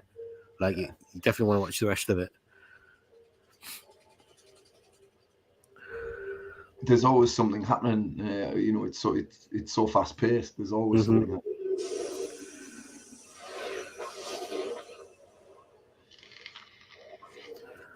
I mean, even if you didn't know what was going on, each little sequence kind of makes sense on its own. Yeah. Like what's happening to the dude. You don't even need to know why it's happening. You just see what's happening. He's trying to get out, and he's just repeating itself over and over again. He just can't escape the town. Something's stopping him. Something's bringing him back.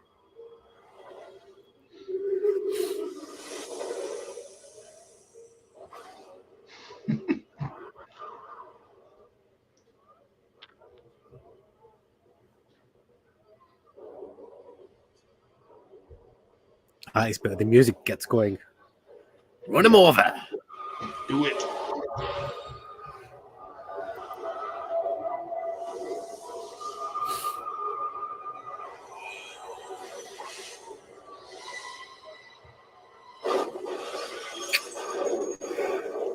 She was a spider a minute ago, mate. She was a spider.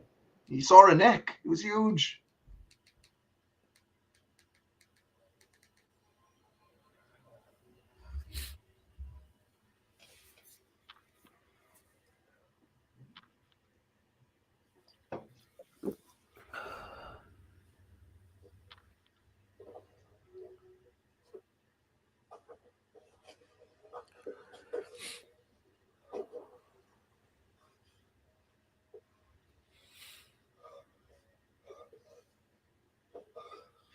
fair play to Sam Neill in this film, like, because the boy's in literally every scene. He carries this movie, like, Yeah. he does it so bloody effortlessly, which is excellent. Yeah, John Carpenter said on the commentary that Sam Neill's a big fan of this movie himself. Like he really enjoys his performance in this movie. Like enjoys the role. Quite right.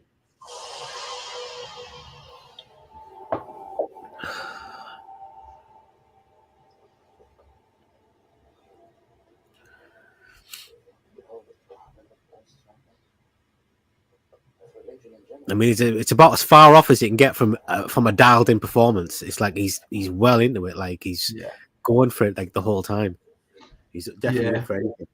Yeah, I mean, it was the best thing about. Well, for me, it was the best thing about Memoirs of an Invisible Man as well. Yeah, I agree. Yeah, and I'm a huge Chevy Chase fan as well, but he's the best thing about it. Yeah. He's my favorite bit of Event Horizon as well. To be honest, like he makes the movie for me. Like he takes it from like being, he just takes it up to that top tier level. Yeah, with him in it. You know what I watched with him in the horror film I watched was Daybreakers with Ethan Hawke with the vampires. Yeah. I don't even remember him being in it the first time I'd seen it. I hadn't seen it since it came out. It's like I think it came out to 2010 or 2012 or something. And he's not that great in that one. I've got to say. He was not that memorable in that movie. It's kind of a tacked on part, but I don't mind Daybreakers. I find it like to be honest, I enjoy the movie more this time round than the first time. When for some reason I couldn't remember what the story was. It's a really decent story to that movie. I like the way it unfolds. Willem Dafoe's fun is always fun in horror films. Definitely, definitely.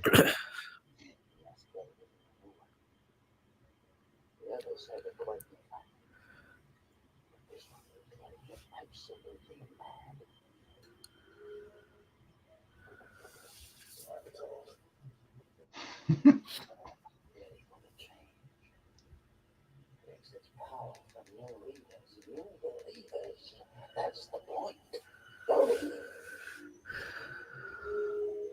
Oh, keep forgetting about the bloody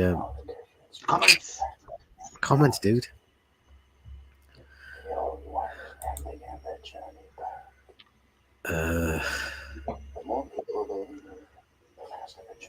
It's like the Deadeye in Evil Dead chewing its own hand off. Oh, no, I'm not sure what's. I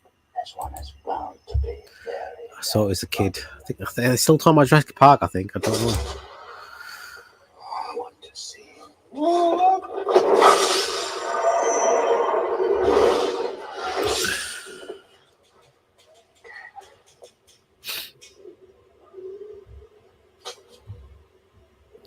All done.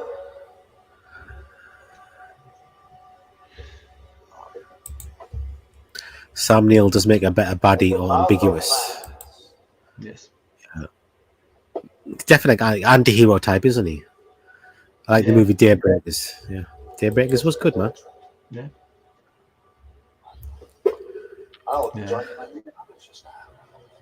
Fast, I need a handmate. How do you spell CD? You take a manuscript back to the world. No, I was talking about the old lady cutting up a hand. Oh, okay, yeah. All right, mate. You are what I wrote. Like this now. It wasn't here before I wrote it. And neither were you. It's the door. It's the door. It's the big rubber door. I am. Nobody pulls my strings. Did you think my agent attacked you by accident? You read about it. And there. You knew you'd bring it back and stop the change. Make what's happened here happen everywhere. Try to stop it. On a piece of fiction. I think therefore you know. Read it if you don't believe me. See what I have in store for you. Not what I am.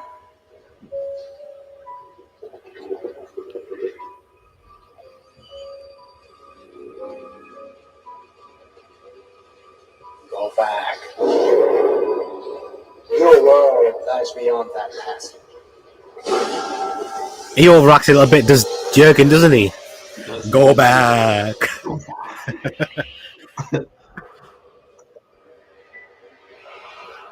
now. I can't hold them back any longer. He's not doing anything. He's not holding it back. He's just like that. He ain't doing shit.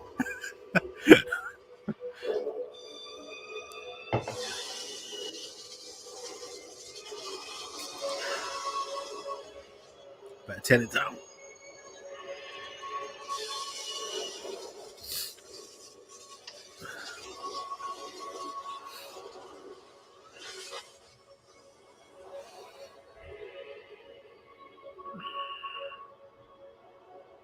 Another ILM effect there. Yeah.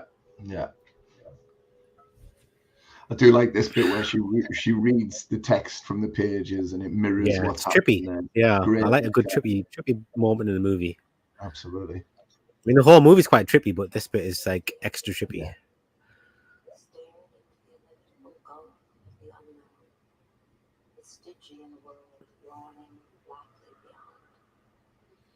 Trent's eyes refused to close. But the hideous, unholy abominations shrieked for him, as in the same second he saw them steadily tumble upward out of an enormous carrion black pit, choked with the gleaming white bone of countless unhappy centuries. He began to back away from the rip as the army of unspeakable figures, blinded by the glow from the bottomless pit, came pouring at him toward our world.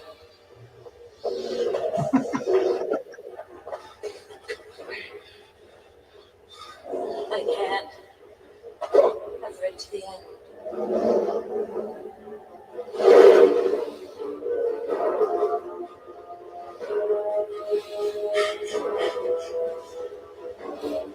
So apparently that corridor was smaller on one end than the other end, so it looks longer than what it is. Ah, right. Okay, so now it goes down to a funnel type thing.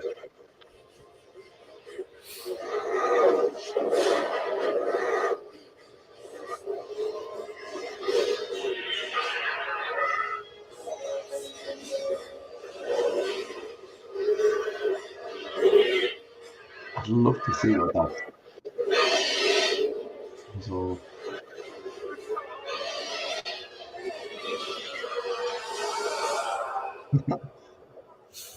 That's brilliant seeing that. Yeah, it is. It is. Like the horror version of Labyrinth there with all the puppets behind him and stuff like that. Yeah.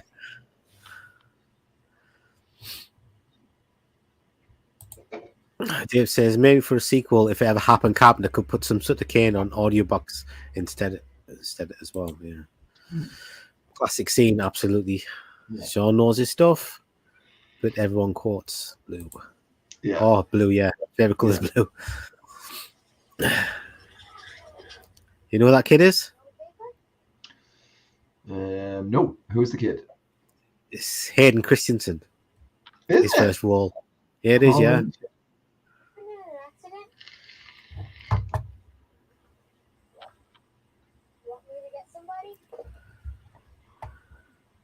No, just pointing to the highway. Straight up.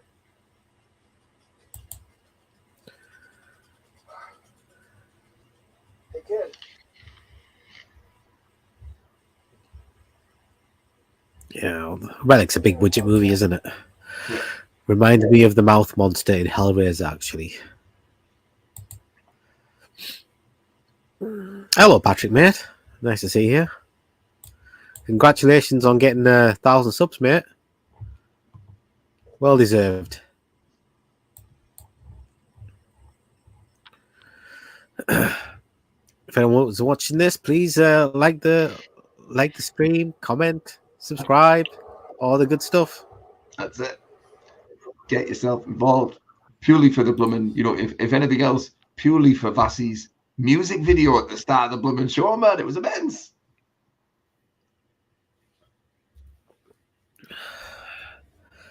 I was thinking, you know what we should do? We should do one for Retribution. What do you think? A watch party. Yeah. That might be good. I'll do that. I'm trying to think. Have you got it on DVD or anything like that, mate? VHS or I've got it downloaded. you got it I've got downloaded, right? I've got like a hard drive with like a gajillion movies on it, and it's on Sweet. there. Sweet. Yeah, I love a bit of Retribution. Like it's chunky, but great chunky, you know. And Exactly, yeah, it's fun, isn't it? Yeah, it's like you know, we want to make a horror film. We're going to call it Retribution. This is what it's about. Okay, no problem. Budgetary requirements. Just buy me a sunbed, and that's all I need to make this movie scary. Just a fluorescent light, please, and that's it. Just buy me a sunbed. Yeah. It works. It bloody works.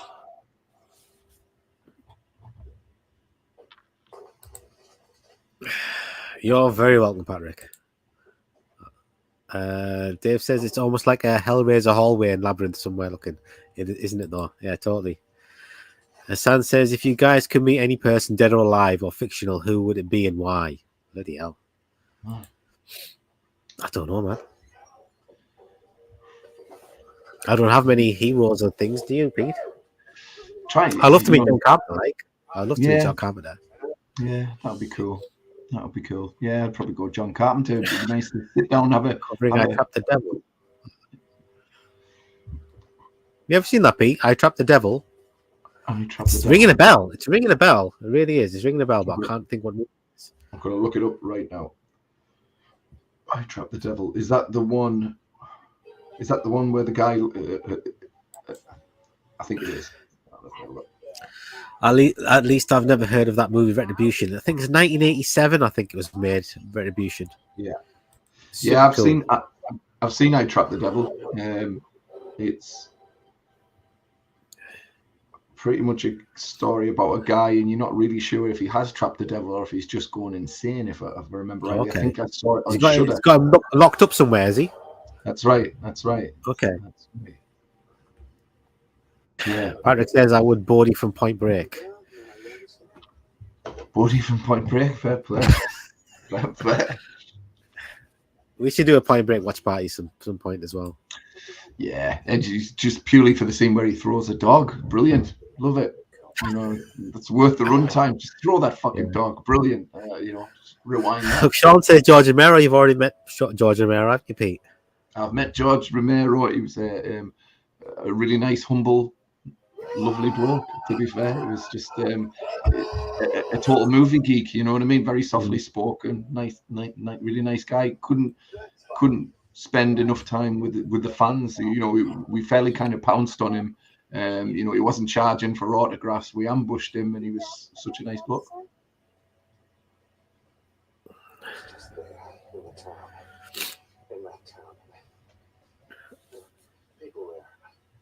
You know what movie I saw, Pete, that I've not seen, that I remember when it came out, but I never got a chance to watch it.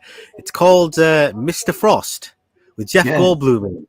Yeah. I remember when it came out, and then like it just kind of disappeared. It just came. I saw it on the YouTube. It was on like recommended, and I watched that movie. It's a good film, man, Pete. It's very like low key, very low key. Yeah. But Jeff Goldblum, man, makes that movie. But definitely worth watching that film. Have you seen it? It's been years since I've seen it. I remember it being very ominous, very dark, and I think there's a scene where they discover a mass grave, and that's when he gets arrested, and he gets questioned quite a lot by that copper, and he seems to suspect that he's projecting out of the cell and causing more havoc. I think that's the general gist. That's exactly it, mate. That's right on. Good film. Right on. Good bloody film. Like. It's a good film, yeah.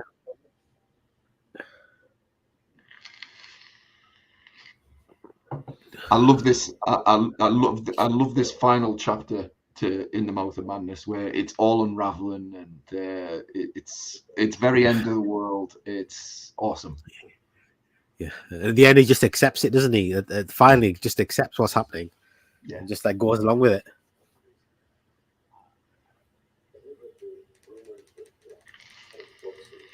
Affected certain readers. Yes, those. Steiner, no, that's the girl you say I sent with you.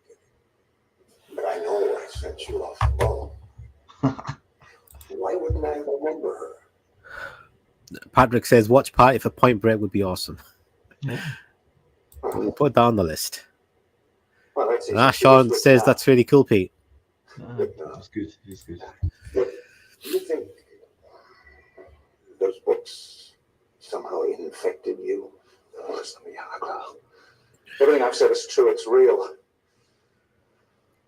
that's why I had to destroy the last manuscript. But I know that's not true. You delivered that manuscript to me months ago. To me personally, in this room. Yes, you did. Last spring. For God's sakes, we published in July. The book's been in the storage for 7 weeks. Oh, shit.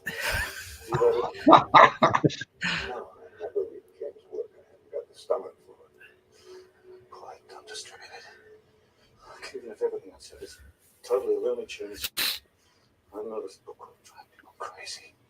Let's hope so. The movie comes out next month. That's classic, man.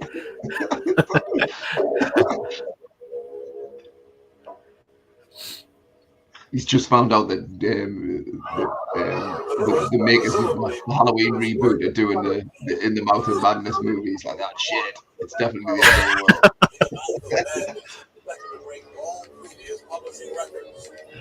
On the local scene, police of Milwaukee explained the outbreak of violent crime among the city's children. The mayor has called an emergency meeting of law enforcement and medical agencies to discuss Yeah, you know what? It even looks like Sam Neill. He probably should have caught that one before. Yeah. Wait a second, that looks familiar. How do you get to that point looking like that? Like looking like a tramp?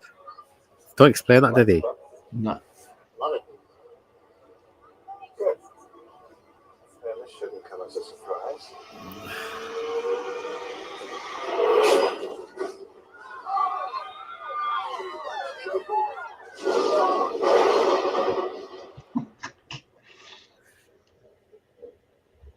Did they ever do the eyes? The two eyes together. Did they ever do that with anybody else apart from the agent at the beginning? Did they show it again? Don't think so. No, I don't think so. I think it's the agent and him, and that's it. Yeah, because even the kid who goes, I see you. He's not at that stage yet. Yeah, it's a nice little touch. You think they would have had it with everybody? Yeah.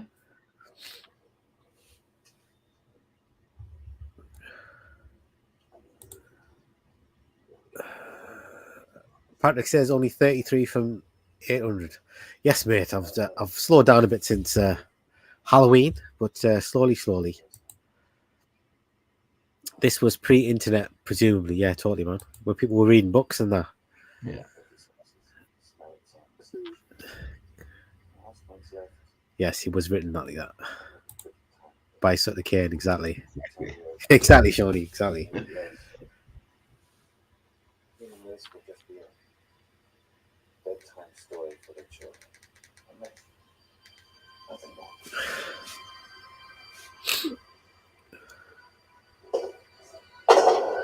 It's a good line, that. It's a good line, that. The human race being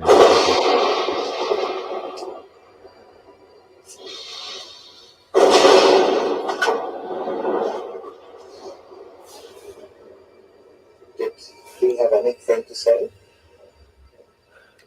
was useless. Things was fiction. The Sutter Kane was causing the epidemic. Do you think Sutter Kane?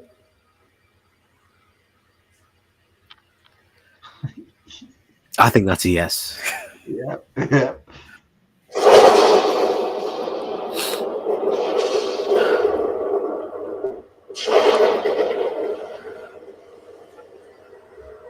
I think the Gremlins 2 guy plays the exact part the exact same part as he does in here in Silence of the Lambs, if I'm not mistaken. Same part in what? Silence of the Lambs. I think he runs an insane asylum with Hannibal Lecter in there, and he's quite protective over Hannibal Lecter being his prisoner. It's pretty much the same part as he plays here. Oh, right. I didn't know he was in Silence of the Lambs. I think so. I think it's him.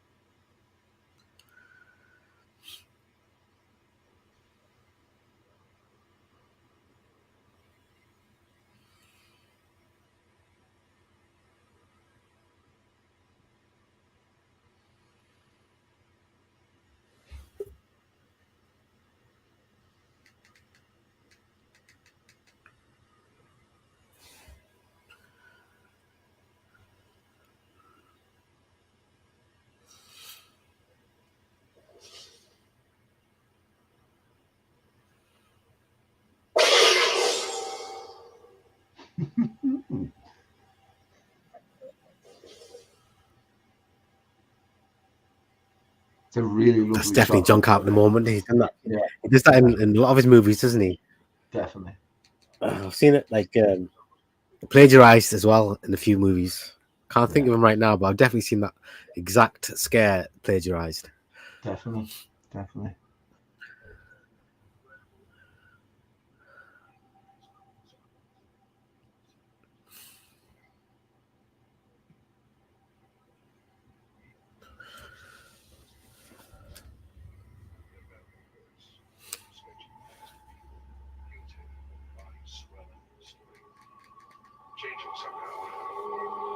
Locally, the mass killings appear to have moved inland.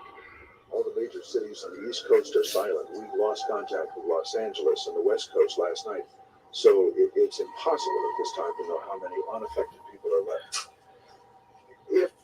If for any reason you are one of us who hasn't become infected, take shelter immediately. Do not trust any friends. The question is, why would this movie poster have the same poster as the book? Good point. Brand awareness. Could be brand awareness. Maybe.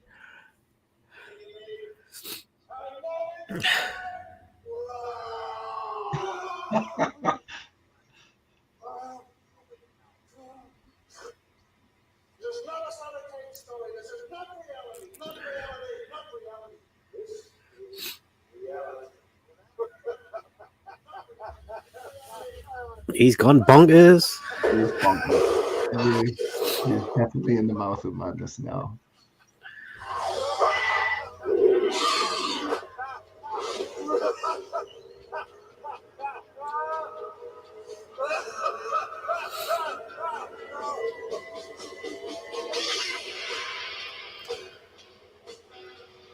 There we go. Great film. Great. Best movie of 1994, easily. 100%. Yeah, 100%. Like, turn the sound down before they get copyrighted. Got through the whole movie, didn't get copyrighted, dude. I'm super happy about that. That is good, man. That is good. That's can't work out. Yeah, can't work out if it's because it's the small screen or it's not completely clear, or gotta figure it out, man. I don't like being scared the whole time, waiting for it to just for us just to get taken down at any moment. But that was great, man. Yeah, no, that was awesome, and it's nice to see In the Mouth of Madness again. Like, it's a great film. Like, Totally, man. it's one of those ones that you can easily watch In the Mouth of Madness every year. Like, I watch The Thing every year. You can easily watch In the Mouth of Madness every year. No problem at all. Yeah, it's definitely like a super watchable movie. Yeah, I wonder why. I wonder why it hasn't been, or it hasn't been as widely worshipped as some of the Carpenter's movies. I wonder why that is. I wonder if I don't know. There's something that makes it completely different to everything else. It's not deemed as one of his classics, but it really is. I mean, I like it more than a lot of the ones that people are like who find like people. A lot of people think Escape from New York is like his best film. I think this is better than Escape from New York. I think this is better than Christine. A lot of people love Christine, and I prefer this one to that one. Yeah, absolutely. Yeah, I'm not sure. It's a good question. That's a strange one. Yeah, actually, I had a question on me. I did a community post. I think the only person who answered, only one person answered anyway. I wrote, what movie not directed by John Carpenter is the most like a John Carpenter movie? One that he didn't direct, but is like The most Guest. like The Guest. You think? Yeah. The Guest reeks of John Carpenter for me. Like, The Guest for me. Yeah, I was going to say Halloween 3. Halloween 3 is very, very John Carpenter-ish, even though he didn't direct it. It looks like it sounds like one, it looks like one. Yeah. But yeah, no, The Guest, that's definitely a good shout. Definitely is. And I love that movie for it. You know what I mean? I love that movie for it. Totally. It wears that influence on its sleeve as a badge of honor. Like, so no, I respect that. All right, let's get these last few comments. A great, creepy, mind-bending type movie indeed. Absolutely. An 8.5 out of Bushi 10. I have to give it a 9.8 out of 10. It's almost perfect for me. Almost perfect. Gil Keane, I think you are thinking of instead, Pete, in Silence of the Lambs. Yeah, I didn't think John Glover was in Silence of the Lambs. Okay. He looks really like him. Silence, first time in the movie. It's rather Kubrick, some of the shots. Yeah, definitely. Definitely. Gil Keane was also in the movie Deep Rising as the captain also. Then he... I can see his face. I know exactly who you mean as well. Right. Then he read it for the role of Silence of the Lambs for some Nickelodeon show briefly. Yeah. Stumbled across the info a while ago. That is good trivia there, mate. Absolutely. Something by Cronenberg. Thanks, guys. It was great view. No, Michael Parker. He put this guy here, Pete. He put some really, really nice comments on my videos. Really put a big smile on my face. Yeah, he put some really nice. Thanks, Michael Parker. Thank you. I'm glad you popped in and said hello as well. Thank you very, very, very much. Man of taste. What a guy. So that's it, Pete. That's we did it. We watched In the Mouth of Madness before anybody else did. It's like a total pleasure. I like doing stuff like that. It's not a chore at all. It's good. It's good. So let's should we get rid of that now?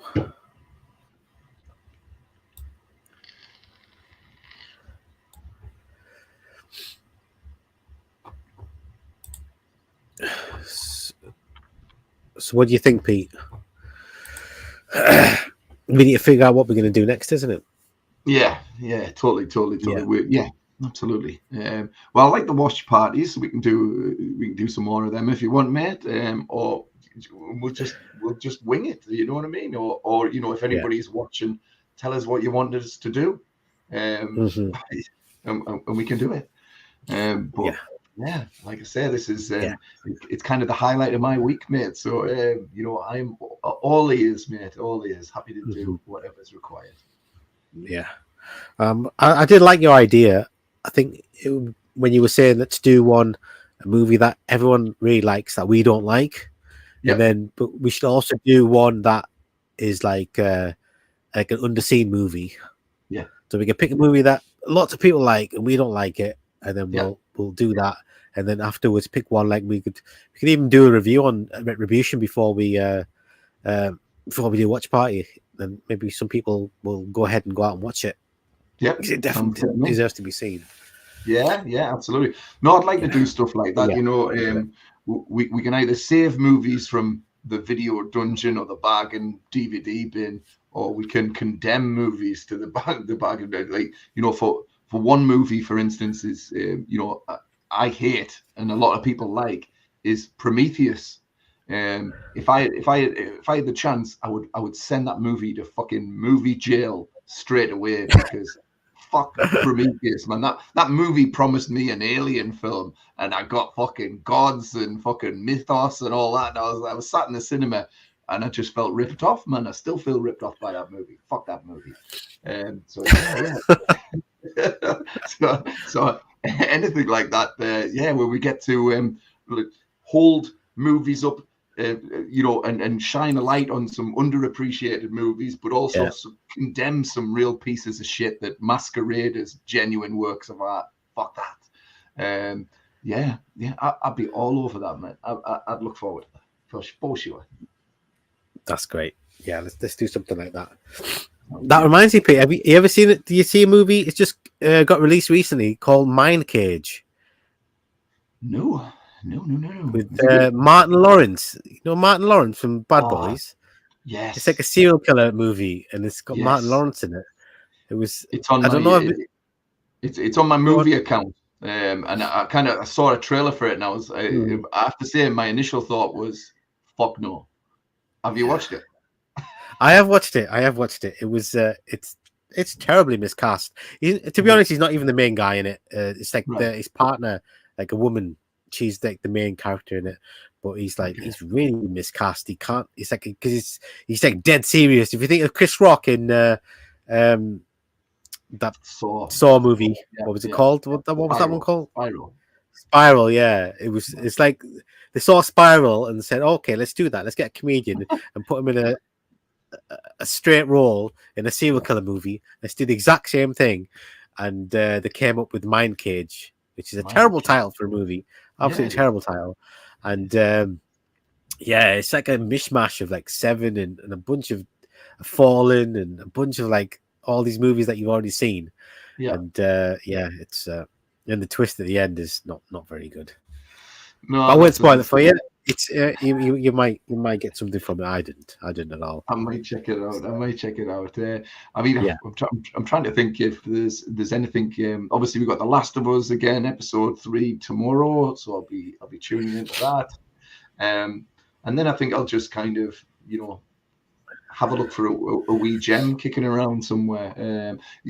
A good source for movies is just, you know, scoping about on Twitter, looking at people's best, you know, top 10s of 2022, and you know, seeing what movies I've missed, that kind of thing. So seeing which ones haven't even been on my radar and maybe giving them a go. So there's a few. There's a movie that's coming out in the States and coming out on Shudder, and I can't remember the name of the title, but it looks very a kind of surreal horror movie that seems to be doing good business at the moment in the States. About a haunted house. Right. It's a haunted house movie, and some people are saying it's very divisive. Some people are saying it's hugely terrifying. You know, it'll stay with you for weeks and all that, and they've never seen anything quite like it on the silver screen before. Yeah. And then you've got the other camp that was saying this movie was a waste of fucking time. What are you talking about? You know, it's not that Skinamarink, whatever. It's something like that, is it? That's it. That's it. That's the one. Yeah, that's the one. I've heard lots of different opinions on that movie. Yeah, it seems to be polarized. Some people hate it, some people love it. Yeah, exactly. So, no, I'll give that a shot. And obviously, the the clock is counting down to Evil Dead Rise. We're getting closer by Yes. So yeah, super excited about that one.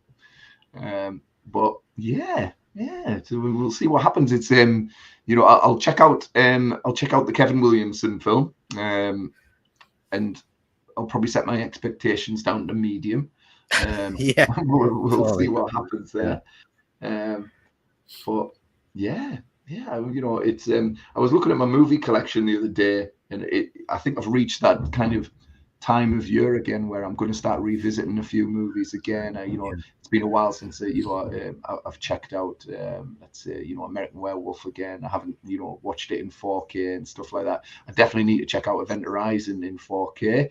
I definitely need to watch that. But remember to check out the scene with the eyes. The eyes. All right, yes, I'm definitely gonna do that. Do it. So yeah, I'm going to revisit a few and see what the deal is. It's pretty much the most depressing thing in the world when you buy a movie because you remember it's fucking cool, and then you revisit it, you put it back on, you're like, it's a piece of shit. Yeah, so hopefully that doesn't happen too much. But yeah. As well. Right then, dudes. I think we're gonna call it a day. I need to take some cough, some cold and flu medicine. You sound poorly, man. You sound poorly. You need to get to bed with a nice hot water bottle, mate. Totally. And a lemon sip. But yeah, I'm happy we got through all this. That's great. So everybody who tuned in, thanks very much for sticking with us. I hope you enjoyed the film. We love it. Can't recommend it highly enough. So we'll be back soon. We'll let you know. Maybe next week, maybe week after. We'll soon see. Yeah. So thanks very much for tuning in. We appreciate it, and we will see you next time. Do you want to say goodbye, Pete? Yeah. Listen. Thank you, everybody, and thanks again, Vas, for having us. This is it's like a kid in a chocolate store for me. So thank you very much. You're entirely welcome, mate. And thanks everyone in the chat for commenting. And please like the video, subscribe, all that good stuff. And we'll see you next time. Take it easy, people.